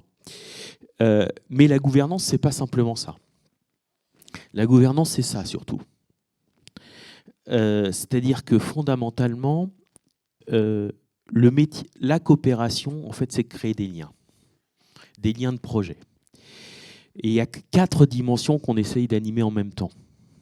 Je viens de parler de la gouvernance inclusive, c'est-à-dire une gouvernance la plus ouverte possible et l'horizontalité la plus ouverte. Voilà. C'est-à-dire qu'en fait, la stratégie n'est pas faite en haut de la pyramide, mais elle est faite entre un aller-retour entre le bas et le haut de la pyramide. Enfin, en tout cas, c'est l'objet, c'est le principe. Un certain nombre de projets collectifs qu'on anime. Alors là, Pierre, on a cité le premier collectif de toits solaires qui s'appelle la SAES, les méthaniseurs. On a créé un partenariat avec une entreprise parapharmaceutique qui s'appelle Nutergia parce qu'on relocalise des plantes à parfum et médicinales dans le Ségala qui vont ensuite dans ce laboratoire.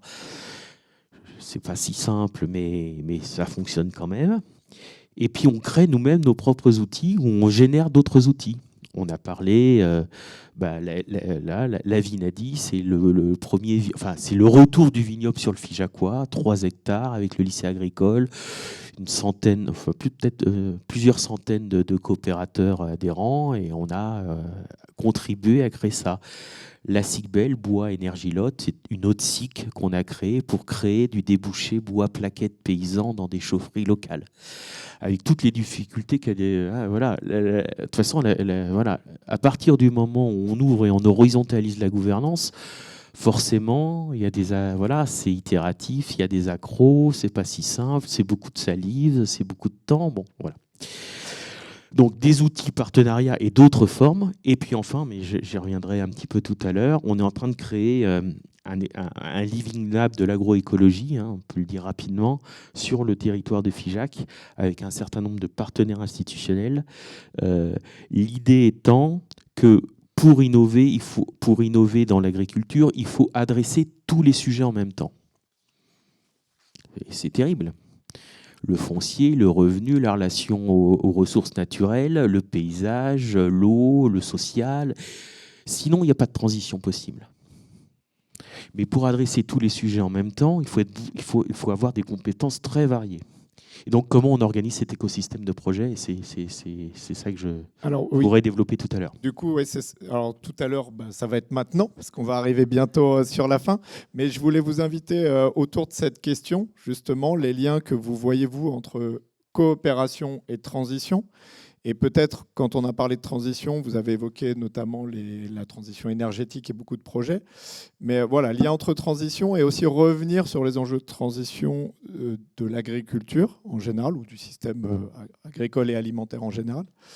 Donc Pierre et puis Guillaume, on conclura en fait sur ce point. Oui, alors je dirais que ce mot transition, il a pu avoir d'autres mots. C'est une question sémantique, mais on appelait ça le développement pendant un certain temps, puis les transitions aujourd'hui. En fait, l'idée, c'est que ça a toujours été un mouvement et que ça continue de l'être. Alors, les enjeux sont très, pour moi, de mon point de vue, et de notre point de vue, les enjeux sont très importants. La question de l'eau, et on voit bien qu'à la fois la ressource et la qualité sont un enjeu majeur, de l'érosion dans nos territoires avec de forts risques, avec des territoires en pente et de forts risques d'érosion dans les terres cultivées, mais aussi toutes les transitions, je dirais, sociales, qui me paraissent importantes. Je ne vais pas toutes les citer sur les questions environnementales, mais c'est comment arriver à retrouver et redonner des formes d'organisation socialement au niveau de la production et du lien producteur-consommateur pour redonner une certaine fierté, une certaine envie de faire ces métiers, parce que la baisse de la production que l'on constate dans nos territoires, elle est non pas due à des évolutions techniques, à des problèmes environnementaux, mais parce qu'on a de plus en plus de mal à avoir des paysans. C'est ça l'enjeu majeur. Donc on a besoin de travailler sur ces questions d'attractivité. Et les populations nouvelles, je fais juste une petite parenthèse, on a dans notre territoire, et je sais que c'est le cas ici, de nombreuses personnes qui viennent pour le territoire et pour ce métier, avec des idées intéressantes, une richesse qui va au contact de l'agriculture. Alors il y a deux phénomènes, soit une opposition franche, des gens qui arrivent parce qu'ils n'ont pas le même regard, ils n'ont pas le même apport, mais aussi, et de plus en plus, un désir de lien avec les gens du territoire. Mais on a une difficulté majeure, c'est que ce métier de paysan, il est il est aussi traditionnellement construit sur des savoir-faire. Les questions de savoir-faire ont été évoquées là tout à l'heure, mais des savoir-faire qui sont transmis dans les familles, dans les jeunes années, et où des gens sont démunis. Et de très nombreux échecs sont constatés parce que les gens ne savent pas. Voilà. Et donc je crois que la coopérative est l'enjeu majeur de transition, c'est de savoir accompagner ces nouvelles populations qui arrivent. Donc là, elle a besoin d'être soulignée. Merci. Même question, peut-être sur des enjeux un peu de méthode. Comment vous associez les questions de coopération et de transition Oui. Alors c'est encore au stade du prototype, ce qu'on essaye de mettre en place. Donc, voilà, je ne dis pas que c'est exactement la solution. Ce que je peux dire, c'est qu'on part de cette idée quand même. C'est que innover, c'est évidemment pas voir ce que les autres ne voient pas, c'est de voir ensemble ce que tout le monde voit. Le problème qui nous est posé aujourd'hui, ce n'est pas le diagnostic. On est tous assez d'accord sur le diagnostic, même si on est contraint globalement. Je ne dis pas qu'il y a évidemment encore un peu de controverse, mais globalement, on sait que nous vivons des crises diverses et variées et qu'on a du mal à trouver le chemin de changement. Et donc, le problème n'est pas tant de trouver les bons sujets, mais le problème, c'est de les articuler pour qu'ils fassent système. Donc, on est tous confrontés à ce qu'on connaît bien, c'est-à-dire les uns vont aller à la pêche aux appels à projets, à des projets divers et variés, et on est dans une logique de pointillisme comme ça, très variée, qui ne sont pas dans les mêmes temporalités, qui ne rentrent pas en résonance, qui s'épuisent. On l'a tous vécu parce qu'on prend un animateur sur un projet de 3 ans, et puis le gars doit partir, et puis etc., etc. Tout le monde sait que ça ne marche pas. Hein. Tout le monde sait que ça fait 20 ans qu'on fonctionne comme ça et que ça ne marche pas. Mais on continue à être sur une logique d'appel à projet, avec même ce que vous avez probablement vécu, ce côté très désagréable, c'est qu'on sait que ça ne va pas marcher, mais on est obligé de le faire parce que sinon on n'a pas de sous. Donc on essaye de tordre le cou à ça en essayant de monter un écosystème de projets. En fait, l'idée, c'est l'écosystème de projets. Alors, l'idée de base, ça a été changé par les collègues, c'est l'idée de l'arête de poisson. L'arête de poisson, vous voyez, il y a une arête centrale et plein d'arêtes latérales. Et chacun a des projets divers et variés. Vous venez d'innover avec les arêtes de la vache, du coup. Oui, alors c'est plutôt un squelette de vache. L'idée, c'est de construire une gouvernance ouverte où chacun peut apporter son arête et construire l'arête centrale en même temps. Et c'est ce qu'on a essayé, c'est ce qu'on a montré. On l'a appelé ce programme Ferme en transition. En gros, ce qu'on dit, c'est parce qu'on va coopérer que les transitions vont arriver. En fait, pour répondre à la question, la coopération, c'est-à-dire la capacité à co-agir ensemble, à co-construire du savoir, à co-construire de l'action, c'est la condition de la réussite. Ce n'est pas parce qu'on aura fait des bons projets qu'on va coopérer, c'est parce qu'on a coopéré qu'on va faire des bons projets. Donc ça fait 3-4 ans sur on travaille là-dessus. Et j'espère, on en parlait en venant avec Pierre, j'espère qu'on va y aller. L'agence de l'eau est prête à financer pendant 5 ans Ferme de Figeac pour qu'on s'occupe de l'arête centrale. Et là, c'est intéressant parce que l'agence de l'eau a compris ça, parce que ça fait des années qu'elle met des millions d'euros pour la qualité de l'eau. Et elle s'est dit, et j'y arrive pas. Elle a dit, vous savez ce qu'on va faire, c'est qu'on ne va pas s'occuper de l'eau, on va s'occuper des hommes et de leurs projets ensemble, et de ce faisant, on va faire de la qualité de l'eau. Et ils seraient prêts à passer le pas. Je touche du bois. Donc, on a monté un consortium petit à petit, en travaillant là-dessus, alors avec des idées de principes de base. La transition, c'est pas de connaître le point B, c'est sortir du point A. C'est donc se mettre en mouvement. Premier point, on ne connaît pas le point B. Deuxièmement, la transition est itérative. Ce sont des essais et des erreurs. Troisièmement, la transition part du terrain, parce que c'est là où se vit la complexité de la transition. Donc on redonne la main aux acteurs et on les articule. Donc dans le consortium, on a les syndicats de bassin, on a l'agence de l'eau, on a la chambre d'agriculture, on a les bio du 46, on a Ferme de Figeac, on a le lycée agricole, on a le crédit agricole, on a la société Nutergia qui est intéressée parce que... Et chacun amène ses problèmes, en fait. Et on a l'AgroParisTech, pardon. Et on a l'université, l'AgroParisTech, qui va faire ce que vous faites, ce que vous avez dit, pour ça j'ai repris, qui va avoir pour mission de construire les connaissances nouvelles venues des savoirs locaux et des processus en cours. Nous aider à comprendre ce qui est en train de se passer. Donc là, ça ne sert à rien que je le décrive. Il y a des couleurs, etc. Je vous passe les détails. Mais ça, c'est tous les projets que les différents partenaires que je viens de vous citer veulent mettre dans les arêtes latérales. À 1, 2, 3 ou 5 ans.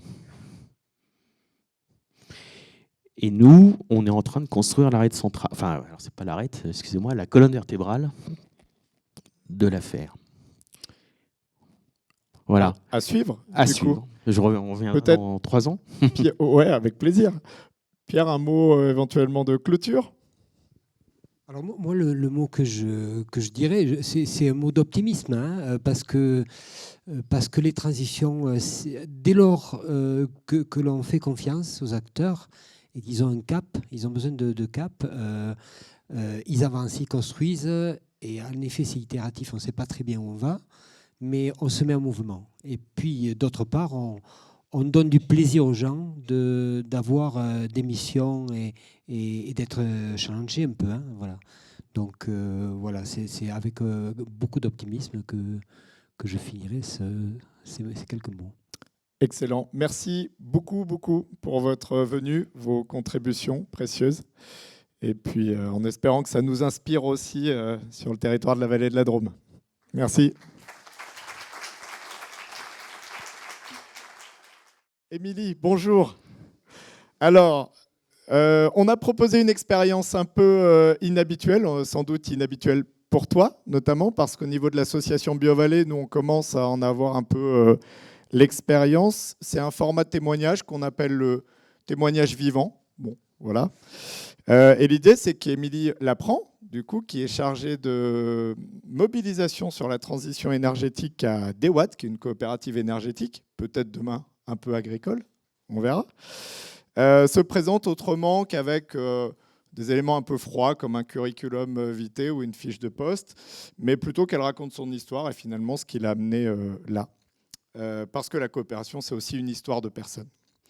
Et donc, c'est un format d'une dizaine de minutes, seul en scène.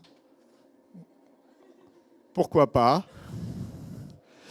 Et donc, Émilie a accepté de jouer le jeu de cet exercice, qui est un exercice pas simple, qui demande un peu de courage. Tu dois avoir un peu le trac au démarrage, mais ça va passer tout seul.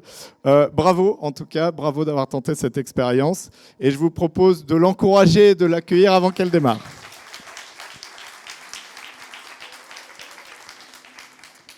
Merci Yannick, merci à vous donc d'applaudir avant, comme ça me détend, c'est bien, il n'y a plus d'enjeu, tout va bien.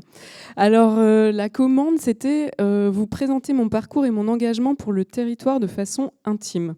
C'est un peu impressionnant, voilà. Donc pourquoi moi ce soir ?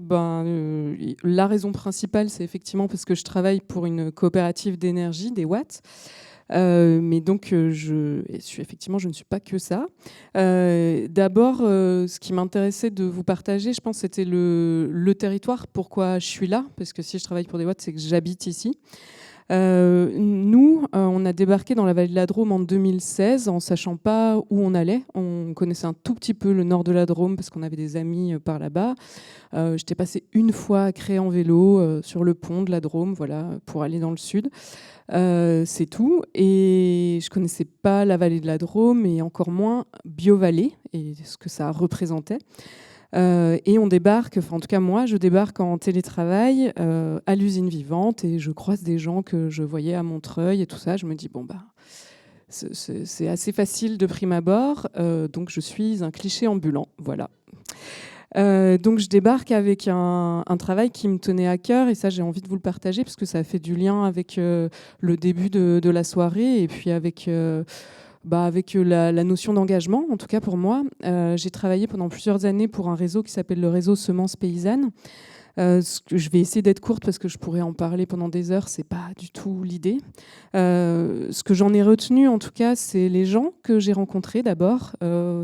Des gens d'une certaine biodiversité, donc ça c'était vraiment chouette. Des gens qui travaillaient sur la vigne, sur les céréales, sur les légumes, sur l'arbo. Certains qui s'intéressaient aussi aux races animales. Des gens qui, pour moi, en tout cas, m'ont permis de rencontrer pour la première fois quelque chose de très cohérent. Alors, ils n'étaient pas du tout parfaits, mais il y avait des valeurs qui portaient et il y avait la manière dont ils le faisaient qui était assez impressionnante, toujours très passionnés et du coup assez passionnants. Moi, d'abord, je les ai accompagnés avec mon petit bagage de droit. Donc voilà, c'était quelque chose d'assez sérieux. Ça m'a permis d'apprendre plein de choses sur la construction des lois, de découvrir qu'une virgule, c'est pas la même chose qu'un point-virgule. Ça n'a pas les mêmes conséquences dans les champs derrière.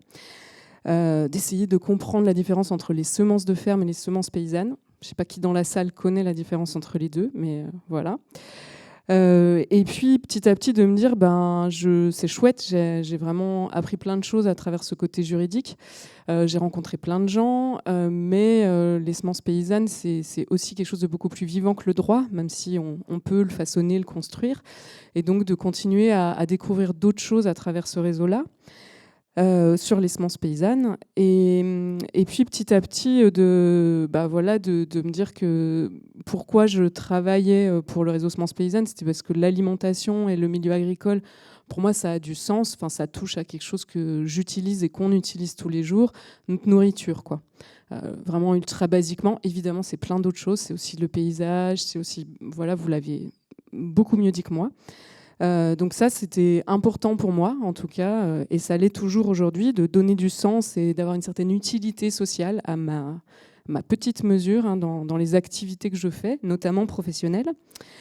Et puis en 2022, des petits changements personnels, et puis aussi petit à petit, cette notion de...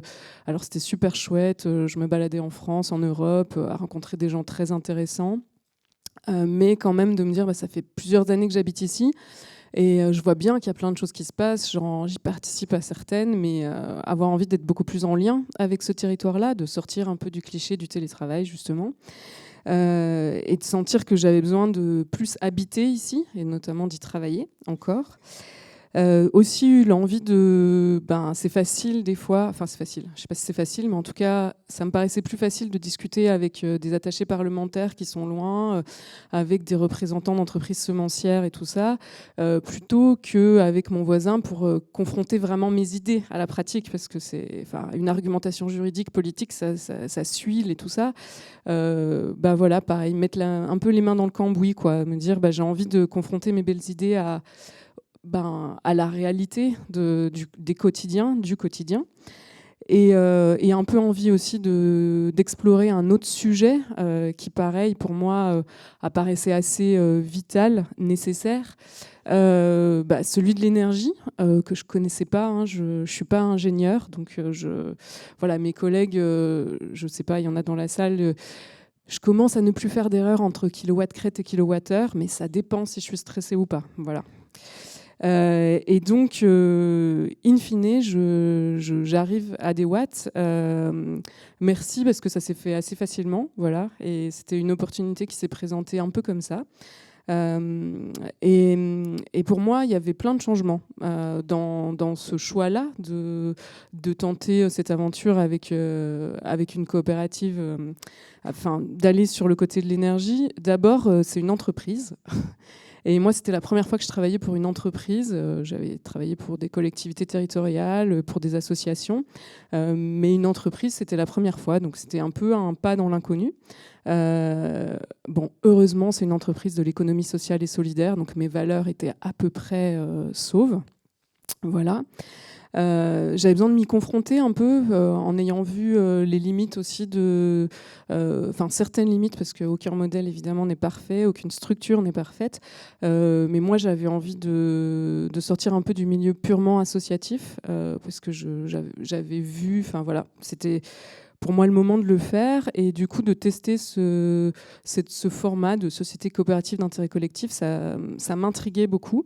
J'étais pas complètement sûre de moi. Je suis toujours pas complètement sûre de moi parce que c'est un processus. En tout cas,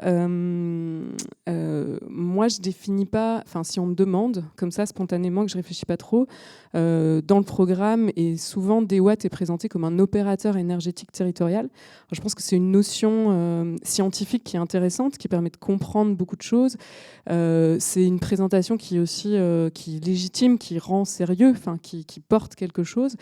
Moi, j'ai mis quand même vraiment du temps à comprendre ce que ça voulait dire de manière très concrète, pourquoi c'était aussi important d'utiliser ces mots-là. Et j'aime bien plutôt présenter DeWatt, et du coup, moi, ce que je fais, est-ce que ça représente pour moi, est-ce que ça touche chez moi, comme une coopérative citoyenne d'énergie renouvelable. Alors peut-être ça vous parlera pas plus, mais pour moi, il y a un peu trois piliers derrière ça. Le côté coopératif, c'est des gens, du coup, qui s'organisent ensemble pour faire des choses qui ne sont pas évidentes. L'énergie, c'est une histoire très centralisée en France, comme l'alimentation, c'est un sujet complexe. Et c'est aujourd'hui et depuis toujours, en tout cas avec ces notions de changement climatique et de transition, c'est très chahuté, quoi. Donc du coup, on voit bien que la manière dont on s'est organisé jusque-là, ça a des limites. Et là, il y a des gens qui essayent de se réunir pour trouver d'autres solutions. Donc voilà. Le côté citoyen, c'est moi j'y mets tout le package des gens et des acteurs qui habitent sur ce territoire-là. Donc ça m'a permis de découvrir vraiment le DIWA, parce qu'en vrai j'allais pas beaucoup à DI avant de travailler pour DeWatt au quotidien.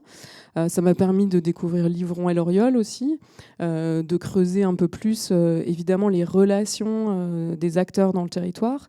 Et ce côté citoyen, on voit que ça réunit en fait des structures et des personnes qui ont pas rien à voir les uns avec les autres, parce qu'ils se côtoient tous les jours sur ce territoire, ou presque, mais qui en tout cas ont des manières de fonctionner, des cultures, des histoires qui sont différentes.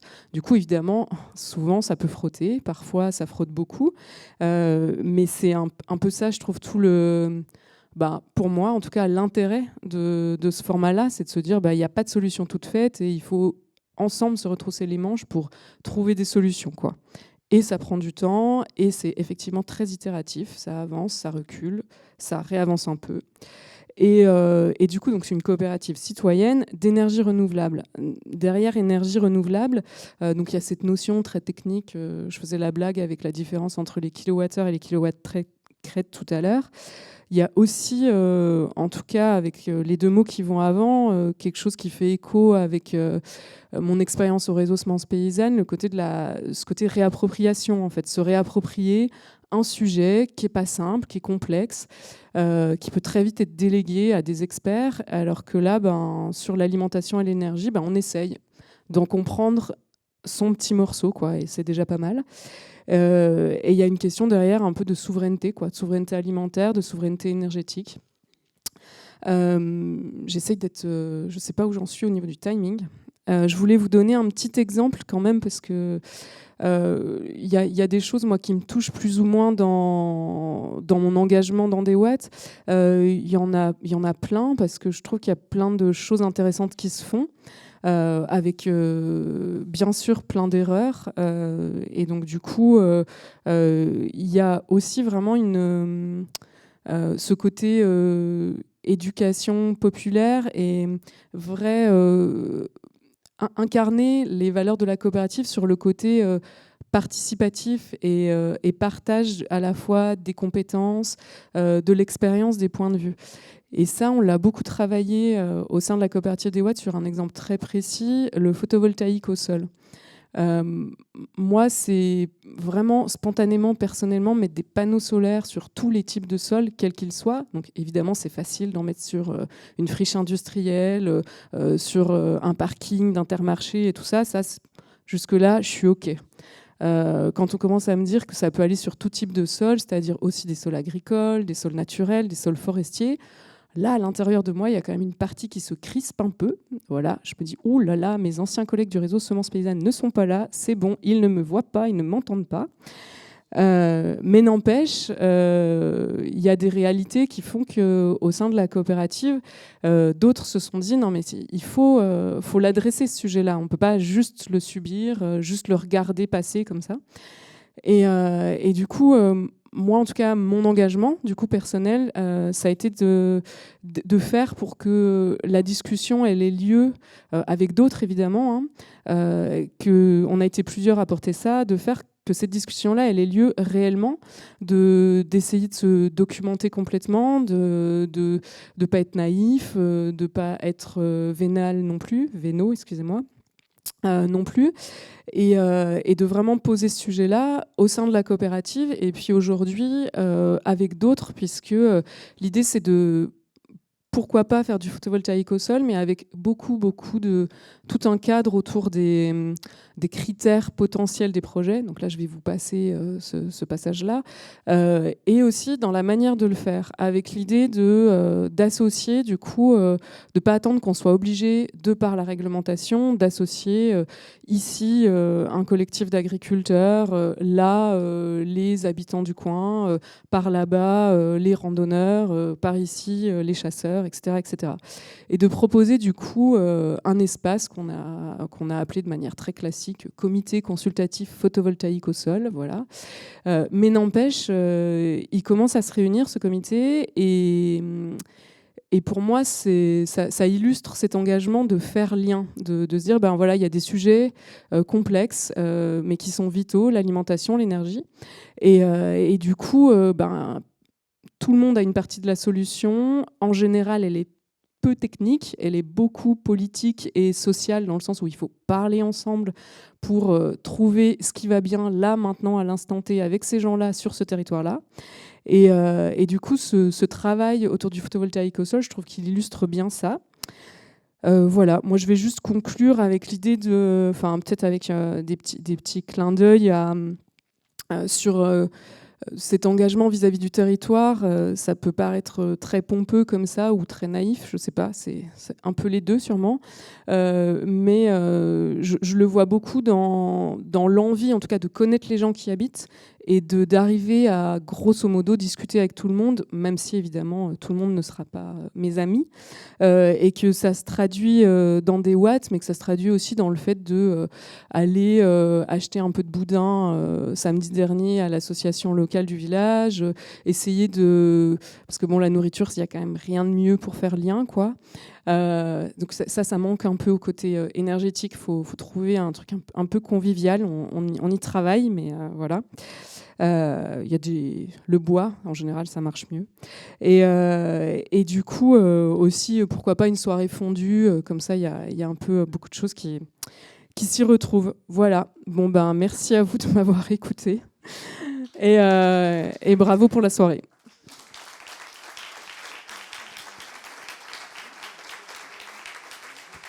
Merci beaucoup, Émilie. Bien, alors du coup, j'ai tellement suivi le timing que je suis passé de la fin de la table ronde à Émilie et du coup, on atteint la fin de la soirée. Merci beaucoup à tous les intervenants, donc Pierre, Guillaume, Pierre-Antoine, Julie, Philippe, et puis tous mes collègues aussi qui sont intervenus dans l'organisation de cet événement, au four et au moulin de tous les côtés. Claude aussi, toujours présente pour les aspects logistiques. Merci beaucoup d'avoir été présent ce soir et à tout de suite à côté.